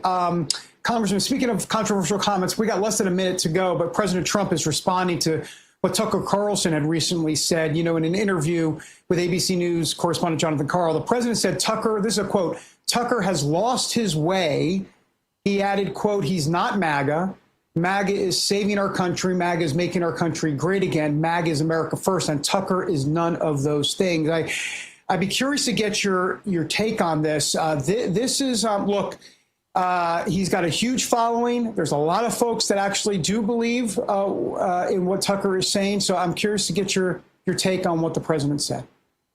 Look, I am a supporter of our president. We're at a time of war right now. We're trying to eliminate weapons of mass destruction and nukes from a country that hates us as they're attacking out against all of the Middle Eastern states. There's been a unity that's come together because of this. Again, I understand where Tucker is going. He has been pretty principled about a lot of these positions that he has taken. But again, I think the president is in the right here. We've got to continue to support our troops. We've got to continue to make sure that we have a denuclearized Iran in this country, in this world. Yep. Congressman, thanks for being here. Really appreciate you as always.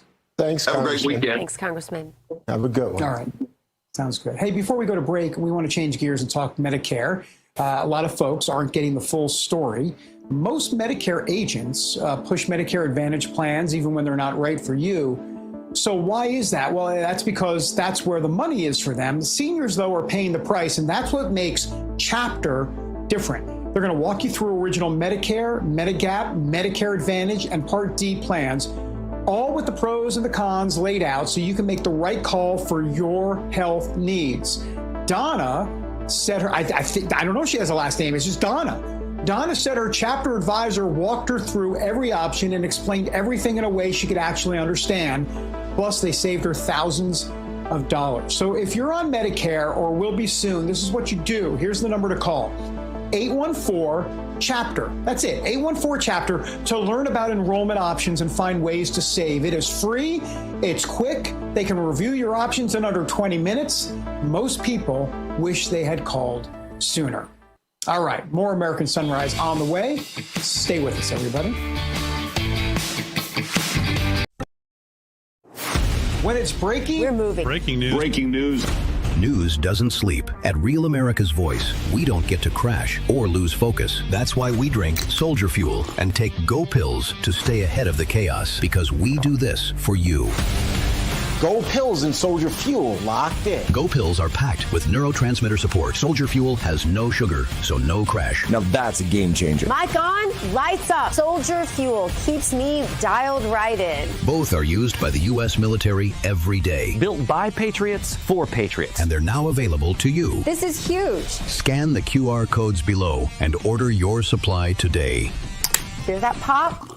So good. Go to buysoldierfuel.com or search on Amazon. This is performance fuel, clean energy, sharp mind. That's how we do it at RAV. Visit buygopills.com and get 15% off automatically. Go Pills and Soldier Fuel. Let's go. Hey folks, it's your friend John Rich. I co-founded Old Glory Bank because we heard too many stories about people getting canceled by their bank because they didn't agree with their politics.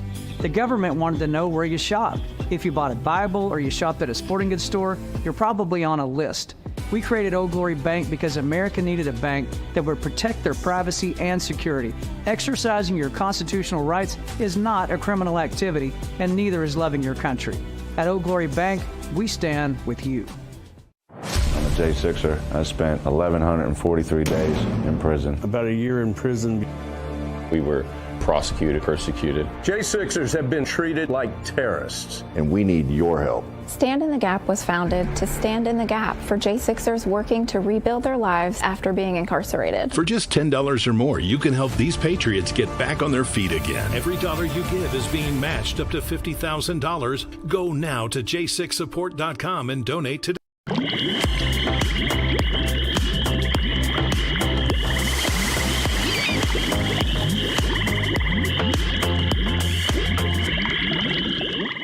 Welcome back, everybody, to American Sunrise. Time now to drain the swamp. This morning, we're flushing out Joe Biden's auto pen, or at least the people that we're going to possibly prosecute over it. U.S. Attorney Jeanine Pirro's office has officially dropped its criminal probe into the auto pen scandal. The investigation sought to determine whether Biden or his aides used the device to approve major executive actions, including pardons and judicial appointments. Now, President Trump had argued that if staffers were using an auto pen without Biden's direct approval, it could raise serious questions about the legality of those actions. But prosecutors have now closed the case, saying they could not find a clear legal basis to move forward with charges. We want to know what you think about that. We'll have a lot more to say about it in coming shows. Let us know on Rumble and Getter. Hop on, let your voice be heard. All right, coming up here on American Sunrise on a Friday, Colorado Governor Jared Polis says he's considering granting clemency for pro-Trump election worker Tina Peters, who is still serving a 9-year prison sentence, and she's in failing health. We'll have the details after the break.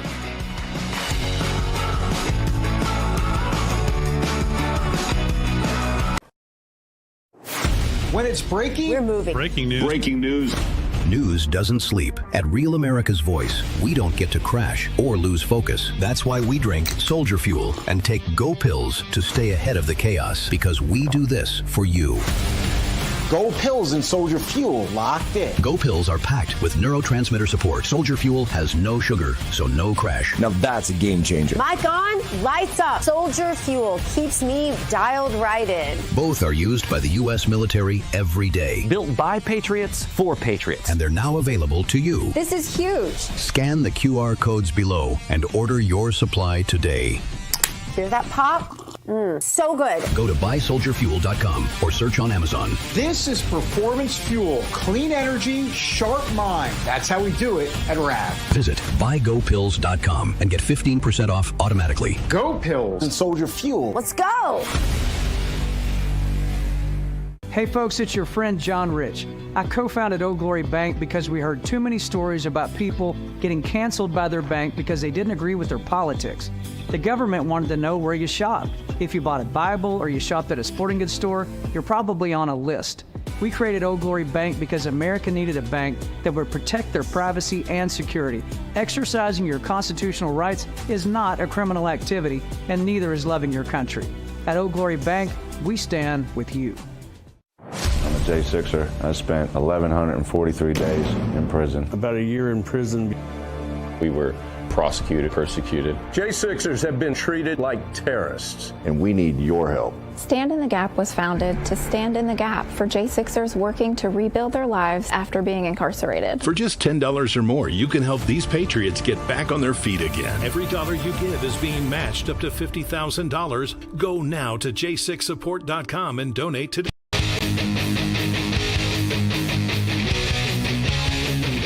Welcome back. You're looking at Times Square. We're going to take you to New York here in short order for the opening bell at the New York Stock Exchange. It's set to ring here in about 8 minutes or so. We'll, of course, have a quick look at your forecast or your stocks and bonds and the markets here momentarily, but also just want to pass along as we look at the numbers. You can see the very top, the Dow, S&P 500, and the NASDAQ not looking so good. That could change following the latest jobs report that was released by the Labor Department earlier this morning. It shows that the U.S. economy added about 92,000 jobs in February. That's still well below expectations, though. We'll continue to have the very latest developments as they come in. Also, we'll monitor the markets to see how those numbers impact this day of trading on this Friday. We'll take you there to the opening bell at the New York Stock Exchange here in short order. First, though, let's get you over to Dr. Gina. Dr. G, good morning. Good morning, Terrance. Thank you. Colorado's Democrat Governor Jared Polis is signaling he may be open to granting clemency to Tina Peters, who is still serving, ridiculously, unbelievably, a 9-year prison sentence over a 2020 election case where she was really just trying to get to the truth. The governor admits the sentence handed down may have been a little harsh, noting Peters has had no prior criminal record. Not only that, she's a Gold Star mom, and she has cancer, and she lost her husband through the middle of all of this. President Donald Trump has repeatedly called for Peters to be freed, describing her as a patriot who was targeted for trying to expose possible election fraud. But Democrat leaders in Colorado pushing back, warning that clemency could not be granted, should not be granted under political pressure. Join me now to discuss more is the co-host of Cowboy Logic right here on RAV, who has had the backs of our J6ers and Tina Peters from the very beginning, Donna Fiducia. Happy Friday to you. Happy Freedom Friday. Happy Puppy Friday to you and to Puppy Bannon. Donna, we've been following this story for a long time. People are saying, as our last guest just said, Congressman Petronas, said, there's nothing President Trump can really do about it. But I've seen a lot of patriots having conversations that say that, yes, there is something. What is it? Well, a lot of people, Dr. Gina, are saying that she could be treated as a federal witness because this was a federal election. And the thing is, now that Colorado Governor Polis is saying, well, if she expresses remorse for what she did, maybe we'll let her out. Remorse for doing her job? Since when do you get 9 years for doing your job? The problem is, and I think everybody realizes now, that she exposed what was going on in all of these deep blue states that don't want election integrity. This is a slap in the face of justice. As you said, no priors. She's 70 plus years old now. She did her job. She's a cancer survivor, and her husband died. They also went after her early on in this and threw her in prison for one night when they knew her father was in hospice and he died that night. I mean, this is how evil these people are in Colorado. They just don't care. And now the Colorado AG, Phil Weiser, whose office prosecuted Tina, and he's running for governor because Polis has to, I guess it's 2 terms and you're out. He said she should show remorse too. Well, again, Jenna Griswold, let's look at her, the Colorado Secretary of State, now running for AG. She left passcodes out on the internet for months in 60 counties. I mean, that's multiple elections. That's 60 plus counties. That's a felony, I think, in each count. And Trump's post really tells it all. Instead of protecting Americans and their tax dollars, Dems chose to prosecute anyone that wants to look at safe and secure elections. It all boils down to what's going on nationwide. Look at here in Fulton County. We're outside Atlanta here on Cowboy Logic. I mean, you've got celebrity lawyers like Norm Eisen fighting tooth and nail to keep the election ballots from being shown. They're trying to get them back because the Democrats know it's the ballots, it's the paper. That's what's really going to prove this election was stolen, and that is what Tina Peters did. She did her job. She needs to get out. Now, I know that her lawyers saying they showed cases that were far worse than Tina's. In fact, if anything, hers should be a misdemeanor, which I think is 12 to 15 months. She's already almost served all of that. Let her out. This is ridiculous. Even put her on house arrest at this point. But the double standard is so frightening. And we're seeing right now that really D.C. could care less about us, we the people, and certainly these politicians in all these deep blue states and some of the red states, like here in Georgia, just could care less about election integrity. It's so unbelievable, Donna, that we're still battling this most fundamental of issues. Turning now, Donna, to the DHS. As you know, President Trump has nominated Oklahoma Senator Markwayne Mullin to replace Kristi Noem to head the department. But this is the same senator that praised Capitol Police officer that shot and killed Ashley Babbitt during the J6 demonstrations. Donna, if it weren't for you, I wouldn't even know the J6ers on the personal level that I do. But having met her mother, having seen what her mother goes through on a daily basis, meaning Ashley Babbitt, her mother, Mickey. Donna, to my knowledge, there's been no apology from Mullin on this. To my knowledge, there's been no recognition of all of the hell that our J6ers have endured, the horrible abuse and torture in the jails, not to mention them being prosecuted, many of them, for doing absolutely nothing except loving their country. Donna, talk to us about what needs to happen here, because this is a big red flag to a lot of us in MAGA. Well, I think a lot of the people that were in D.C. at the time bought the Kool-Aid. That's really what it boiled down to. Look, they're inside the velvet ropes. I mean, come on, this is just stupid. Look at what has happened in virtually every major Democrat city around the country. They're burning it down practically and getting away with it. But that's okay, because that's possibly the Democrats and also Antifa and BLM. Right. Well, there were a lot of Antifa and BLM in that crowd on January 6th. Remember, the FBI kept stalling, saying, oh, there might have been a few. Then it turned out to be hundreds of people that were in that crowd. That was a peaceful crowd. If anybody watched any of the videos, which again is another reason why they don't want them released, until police, Capitol Police and Metro Police, actually fired into the crowd. Yeah, that's and I'm like still waiting for the good hearings we were supposed to get under Republican leadership. Right. Real quick, yes or no, Donna, because we're completely out of time. We got to go to Bell. Have you heard from Mickey on this, on Mullin? No, haven't heard from Mickey. I think you should have her on your show this weekend. Yeah. That's me booking your show for you, telling you how to do your job, Donna. Hey, we're going to have Buzz Patterson, who carried the nuclear football for the Clintons. One wall separated him from Bill and Hillary's bedroom. I can't imagine what he's going to have to say. All right, that's going to be good, Donna. Thank you so much for being with us. We'll see you this weekend. Let's go back to Terrance in Denver for the opening bell at the New York Stock Exchange, sponsored by AMAC. The Association of Mature American Citizens is the conservative voice for Americans 50 and older. AMAC is fighting for the values that you hold dear. Join today. Together, we can write the course of America.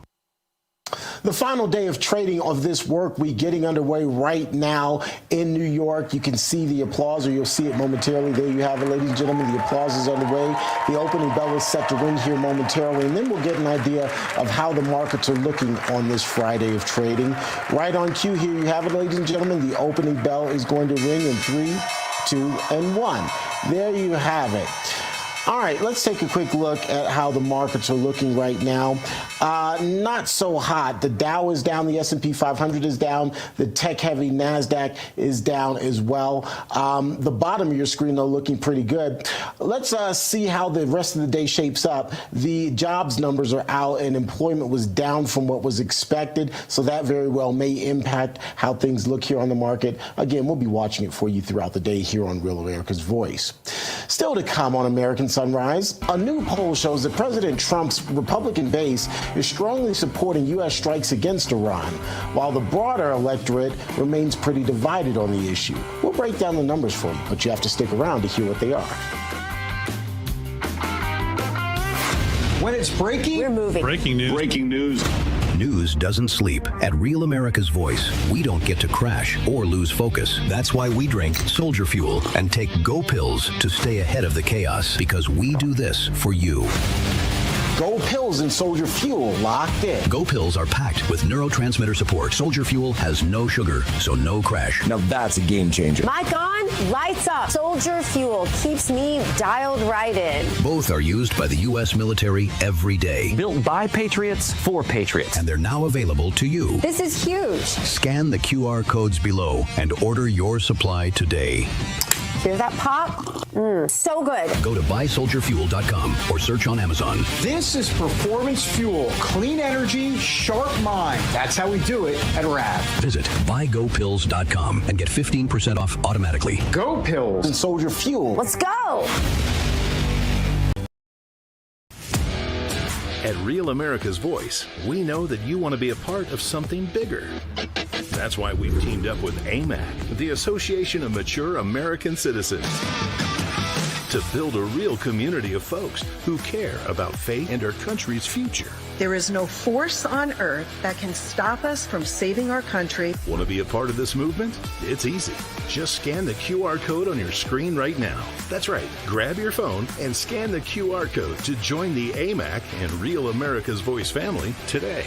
By scanning the QR code, you'll unlock exclusive content, connect with like-minded Americans, and be first in line for events that celebrate our shared values. So don't wait. Scan the QR code. Join us today and become part of a community that stands for faith, family, and freedom. Real rights, they come from God. With AMAC and Real America's Voice. Go ahead, scan the QR code now.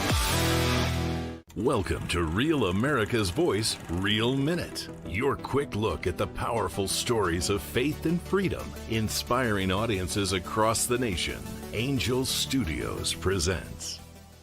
I'm Bo Davidson with this Real America's Voice, Real Minute. Most people know the biblical story of David, the shepherd boy who fought Goliath and became king. Well, Angel Studios has created a new animated film called David that tells the story of Israel's greatest king. There's a light I've always followed when I'm looking for the way, when I'm searching for the answer. In the moments I'm afraid, there's a whisper in the wind and a story in the sky. When I'm looking for a lantern to illuminate the night. If you want the secret of freedom and feeling alive, you gotta follow the light.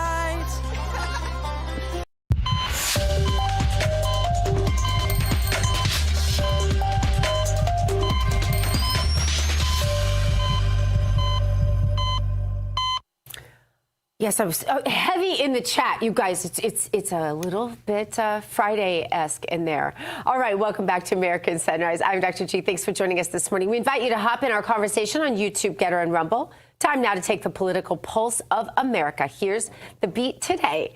An NBC News survey finds President Donald Trump's core Republican base is behind the decision to use military force. It said 90% of voters who identify with the MAGA movement support the strikes, while just 5% say they oppose them. But the picture looks different across the broader electorate. A majority of registered voters say they disapprove of how the situation is being handled, and more than half say the U.S. should not have taken military strikes against Iran. Pollsters say public opinion on military conflicts can shift quickly, though, and I believe it probably already has, especially as the results of the campaign become clear. To discuss, let's bring in David Brody and Terrance Bates. David, I do believe the president has largely support of the base on the initial strikes. I don't think there's any doubt about that. But I think as others have come out, some people not even traditionally in alignment with President Trump on most things are saying, I'm sorry, rather people that would not be on the side rather of Israel, not President Trump. I said that wrong. They have come out and said that would rather be in alignment on the side of Israel. Here we go. You know who I'm talking about. I know what you're saying. You know exactly what I'm trying to say. Have come out. In other words, people that wouldn't be the usual suspects coming out and saying they have questions. You've certainly had some strong conservative voices coming out and having some concerns. David Brody, you've been very level on this. You were certainly a big supporter of Israel, but you have some questions. You have some hopes, I guess, for how quickly this all subsides. Go ahead. Tell us where we stand on this, where you think MAGA is on this. Well, I think the polling here is correct, I think, overall. As to what you say, that largely MAGA is behind President Trump on here. But here's the key word, initial. You said initial strikes. Okay, initial's fine. But what happens when it's now, what is it, March? What happens when it's September and we're still talking about military involvement? Or in 2 to 3 months, even in June or July, then I think the polling changes. And I'm not really, I don't believe that MAGA will be as much into this in about 2 to 3 months, let alone 6 months. So I think the polling does change. Now, yes, but let's wait. I think that's the key. I've got a lot more to say about it, but T. Bates, where are you at on this? So I tend to agree with you that the longer this thing wages on, the more the polling will change. And I'll just add a caveat to that, David. I suspect that the polling generally will remain pretty consistent if we're continuing to kind of run this campaign as we are, basically from the sea, basically just aerial strikes. If there were an occasion where there would be boots on the ground, I suspect the polling would change dramatically and appetite for this war would change dramatically if, in fact, there were a situation where there were American boots on the ground. I suspect that would be a game changer, David. Well, let me just say this, that the polling that Gina was talking about, that NBC poll, I looked inside of it, 12% of Americans, just 12% of Americans support boots on the ground. And I guarantee you that's about 0.00001% of MAGA. But the problem, David, tactically, from what I understand, it's hard to get in and get out without boots on the ground. So we could be in a situation where, President Trump and Secretary of War Hegseth could be facing getting out before the job is really done if they don't put boots on the ground. Well, I am not advocating for boots on the ground. I will be one of the first ones to say I am not advocating for that. I'm just saying, how do you win a war from an airstrike? Well, exactly. And that's the problem, see, because you're saying get out.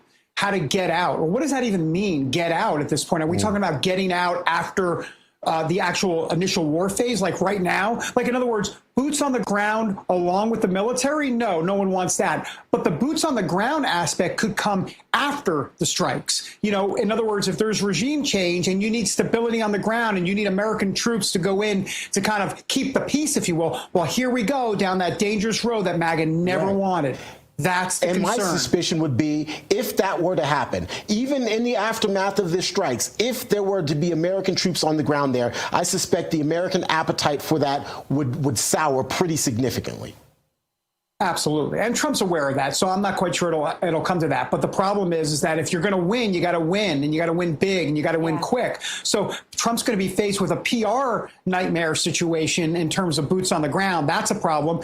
But they also might believe that if they want to win, this is the best way to do it quickly. So that's going to be a rubber meets the road situation. It'll be interesting to watch. All right. Let's turn to the runoff primary, shall we? So, speaking about controversy, here's some more controversy for us. The Senate election in Texas. President Trump reportedly still leaning towards endorsing, just do this. He's thinking about endorsing Senator John Cornyn. His rival, Ken Paxton, says he is open to dropping out of the race, actually, but has conditions. Here's what Paxton put on X. He wrote this. The Save America Act is the most important bill the U.S. Senate could ever pass, and I'm committed to helping President Trump get it done. I would consider dropping out of the race if Senate leadership agrees to lift the filibuster and pass the Save America Act. Well, isn't that interesting? Let's talk about it. I'm sure Gina and Terrance, you have a lot to say about that, but let's also bring in Texas State Representative Wes Verdell, who I'm sure has quite a bit to say about this. Representative, good to see you. So, Cornyn, Paxton, where are you on it? Good morning to you. Good morning. Thanks for having me on. Yeah, it's really, I was with Ken Paxton on the night of the election, and I think it's incredible. It shows how smart Ken Paxton is to put that statement out saying, hey, he will sacrifice his future if the Senate will do the right thing. Now, here's the reality. John Cornyn isn't strong enough to even make that happen. Senator Thune, the pressure's now on him to do that. And so really what Ken Paxton's doing is calling their bluff. And I think it shows that he's the kind of leader we need in the Senate. So I'm looking at the dates here. May 26th is the runoff. That's what? Over a month away, a month and a half away. Time is short, particularly 2 months. I don't know where I am. I don't know where my head or my elbow is, David. I couldn't tell you what time it is, but I know it's a ways away. And it really shortens the time for whoever ultimately wins that primary to enter in and really run a strong campaign for the general. And it seems to me that's largely why President Trump is pushing for some sort of resolution sooner than later so that you really can run a solid race against Tallarico. That's what this comes down to, is beating Tallarico. Yeah, and I think if you look at that, if you take President Trump right now is trying to figure out who can beat James Tallarico right now. I serve with Tallarico, the guy. I mean, if you listen to his sermons, you just think, what in the world is wrong with this guy? He talks about how his whiteness is a disease and everything else. And they're worried that Paxton can't beat Tallarico. I think Paxton can smash Tallarico in the general election. I think John Cornyn is just another version of Tallarico and just a wet blanket, in my opinion.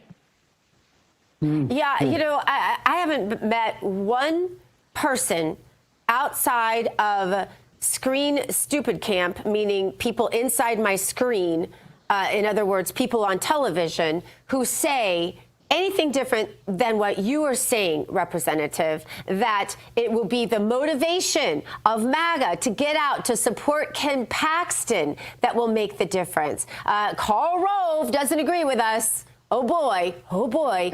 Karl Rove, who gets paid for consulting, whether or not he ever wins a race, along with a lot of other consultants, a lot of other rhinos out there. David Brody is not a rhino. There's a disclaimer. And I just want to say, so who is in the president's ear saying it has to be Cornyn? I don't understand this at all, because I don't agree with that.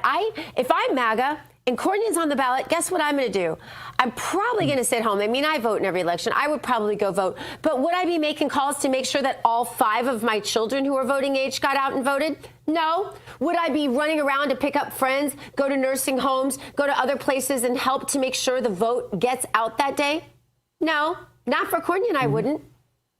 Yeah, that's a great point. In a small world, I was sitting in a restaurant the other day, and I watched Karl Rove walk by, and somebody that was with me made a joke. He's like, oh, there he is going to take up for John Cornyn again. So, yes, that's what he was doing there. Yeah, I hope what's happened is President Trump was toying or kind of mentioning, putting his foot in the water, saying, hey, here's what I'm considering doing. I'm hoping tons of conservative people are calling him right now and saying, President Trump, please don't do this. Please send us a warrior there instead of a wet blanket. Yes. Yeah. And, here's the thing. I've been yesterday or a couple of days on the show, or 2 days ago on the show, I actually said that I think that Trump's going to endorse Cornyn and, with the strategic, pragmatic play. I still believe that from a political analysis standpoint. Having said that, this could be a colossal misjudgment. A colossal misjudgment. I mean, to Gina's point, to your point, Representative, the base is going to be rabid for Paxton, so you've got that. And then Tallarico is going to be under the limelight and exposed like he's never been exposed before. I mean, he's called God non-binary. He has said that the actual, he's called God non-binary. Look it up, it's there. I saw it. He's called the border down in Texas an open porch for everyone to come on in. I mean, once he gets exposed, you're going to have not just the base for Paxton, but my guess is you'll have independents and mainstream Republicans say, I can't deal with this. I'm not going to go with Tallarico at all. And maybe they'll either vote for Paxton or just stay home, but it'll suppress Tallarico's turnout. Your take? Yeah, I absolutely agree. Tallarico is the epitome of how far crazy the Democrat Party has moved away from. They used to be the blue collar working class, just kind of maybe some different positions on things. And now you've got James Tallarico. James Tallarico, served with him on the floor. Like, he's a nice guy if you talk to him, but you listen to anything he says when he talks about race or gender or abortion or anything like that, and he is off the wall nuts. And when all that stuff starts coming out, people that have, and I watched this, I saw a lot of Republicans sharing some of his stuff during the school choice debate. When this stuff starts coming out, they're going to be embarrassed they ever posted anything by him. You said you've been with Ken Paxton. Any idea whether he's had conversations with President Trump that you might even want to share any details with us on? I'm hopeful. And what might those conversations have been? He has said, yeah, okay, I'm willing to drop out under these circumstances, but I'm sure he still thinks he is the one. And as many of us have said, we believe that he is the most America First and MAGA of either candidate. You know, I know that there's been conversations. I don't know what those details were, but I do know several of us have been calling Ken Paxton and his people and saying, please don't drop out. We need you there. Myself included. Okay. I texted him and told him, you can't. Yeah. We do need him there. We need a warrior there. Just like you said, not a wet blanket. That was a great analogy, Rep. Wes Verdell. Thank you so much for being with us. Stay on it, my friend. Thank you. Thank you so much. There's more American Sunrise coming up after the breaks.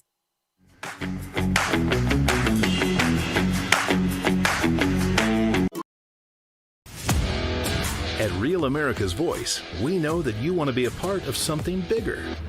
That's why we've teamed up with AMAC, the Association of Mature American Citizens, to build a real community of folks who care about faith and our country's future. There is no force on earth that can stop us from saving our country. Want to be a part of this movement? It's easy.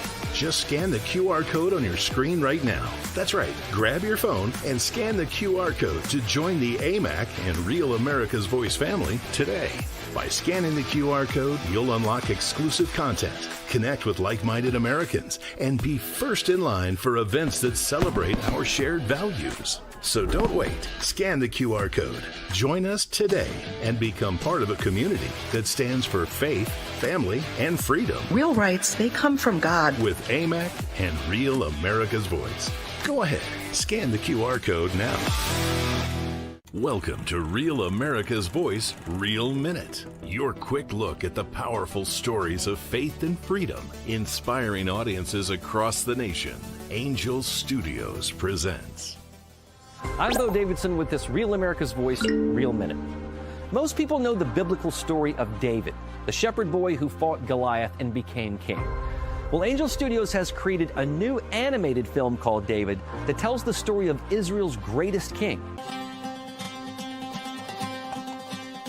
There's a light I've always followed when I'm looking for the way, when I'm searching for the answer. In the moments I'm afraid, there's a whisper in the wind and a story in the sky.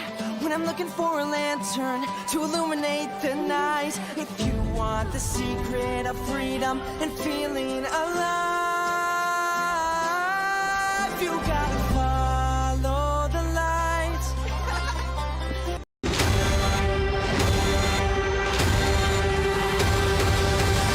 Let's spill some tea.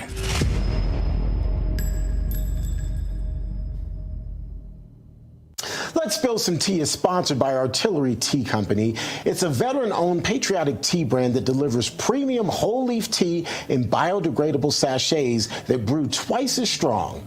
Patriots, if you love great tea on your terms, check out the Patriots Brew Club for automatic shipments that you control. You can cancel or you can swap flavors at any time with no commitment. You'll also get free shipping on every order. You'll get tiered discounts up to 20% and free milestone rewards along the way. Brew strong, stay patriotic, and head on over to our artillerytco.com right now and click Join the Patriots Brew Club to get started. All right, let's get right into what's in the cup today, and that would be California Governor Gavin Newsom. California Governor Newsom drawing sharp criticism after making controversial comments about Israel just days after the United States and Israel launched strikes on Iran. During a podcast interview while promoting his new memoir, Newsom referenced commentary describing Israel as an apartheid state. He even suggested the United States may need to rethink its military support for the Jewish state. But the issue of Bibi is interesting because he's got his own domestic issues. He's trying to stay out of jail. He's got an election coming up. He's potentially on the ropes. He's got folks, the hard line, that want to annex the West Bank. I mean, Freeman and others are talking about it appropriately, sort of an apartheid state. They couldn't even, I mean, we're talking about regime change. For 2 years, they haven't even been able to solve the Hamas question. I can't wait to hear your thoughts on what you just heard there. Head on over to Getter, Rumble, YouTube. Let us know what you think about all of that. Looking forward to your thoughts. Still to come here on American Sunrise, though, it is Puppy Friday. Our very own Dr. Gina standing by with Tommy Habib with the adoption of the week and what you need to know about pet insurance. You definitely don't want to miss it. Stick around. When it's breaking, we're moving. Breaking news. Breaking news. News doesn't sleep. At Real America's Voice, we don't get to crash or lose focus. That's why we drink Soldier Fuel and take Go Pills to stay ahead of the chaos, because we do this for you. Go Pills and Soldier Fuel locked in. Go Pills are packed with neurotransmitter support. Soldier Fuel has no sugar, so no crash. Now that's a game changer. Mic on, lights up. Soldier Fuel keeps me dialed right in. Both are used by the U.S. military every day. Built by Patriots for Patriots. And they're now available to you. This is huge. Scan the QR codes below and order your supply today. Hear that pop?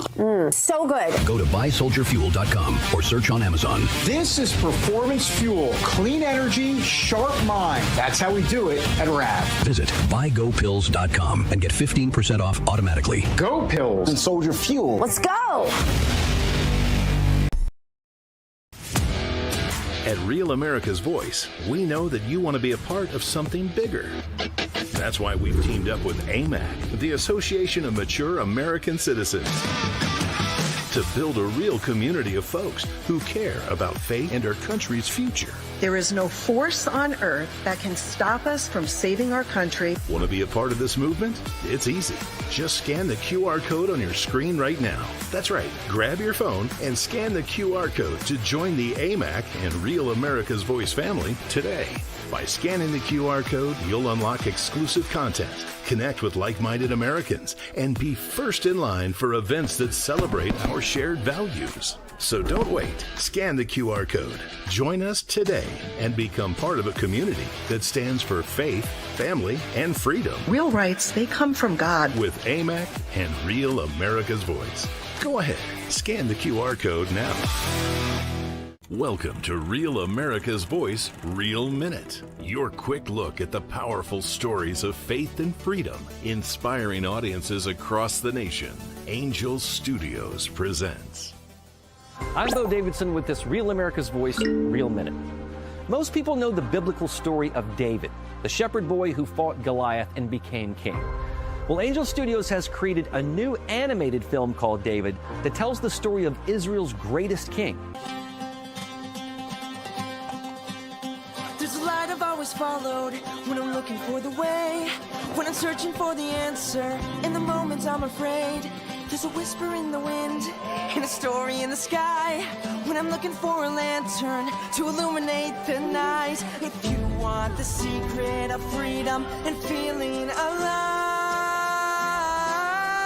you gotta follow the light.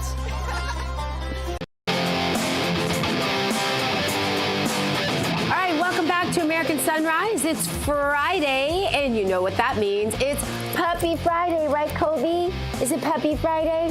We are putting the spotlight on real heroes, the team from Rescue, who work every day to help dogs find loving, forever homes. Joining us now, our good friend Tommy Habib. Are you excited to see Tommy? I know, me too. He is host of The Rescue. Tommy, we love what you're doing. Tell us about this incredible adoption effort and how The Rescue is changing lives, one wagging tail at a time. Oh my gosh, what a wonderful intro. Thank you so much. And Colby, how are you, my buddy? It's so good to see you on this wonderful Friday. Hey, listen, we have our rescue dog of the week. We're so excited to introduce you guys to Fiesta. So Fiesta, she's looking for this wonderful home. She's playful, active, but she's looking for a little structure because she's young and but a ball of energy. She loves to snuggle. She's also potty trained, but she's got to get acclimated to your home when we get her there. So she's been with multiple fosters, and it just takes a little while for her to settle in. And she loves to just rest in her crate. And Dallas Pets Alive is offering Fiesta. Let's get her adopted today, and we're going to pay for all adoption fees and whatever it takes to get Fiesta to your home, no matter where in the country you are. I'm seeing maybe a little boxer in there, but her nose is a little pink, might be a little chow chow, but the blue eyes, Yes, it's an interesting mix, but she's just beautiful. And full of love. And she's your, if you want a little buddy to run around with, Fiesta is the one. So make sure you guys, if you like Fiesta, hit that QR code or go to, to the rescue TV.com and you can see more about Fiesta. And let's get her adopted. I love her ears. I hope they stay floppy like that. Maybe some German Shepherd in her as well. All right, Tommy, can you tell us about the pet insurance? Because that is one of the main reasons why people sometimes don't adopt. They're afraid of unexpected expenses, right, Tommy?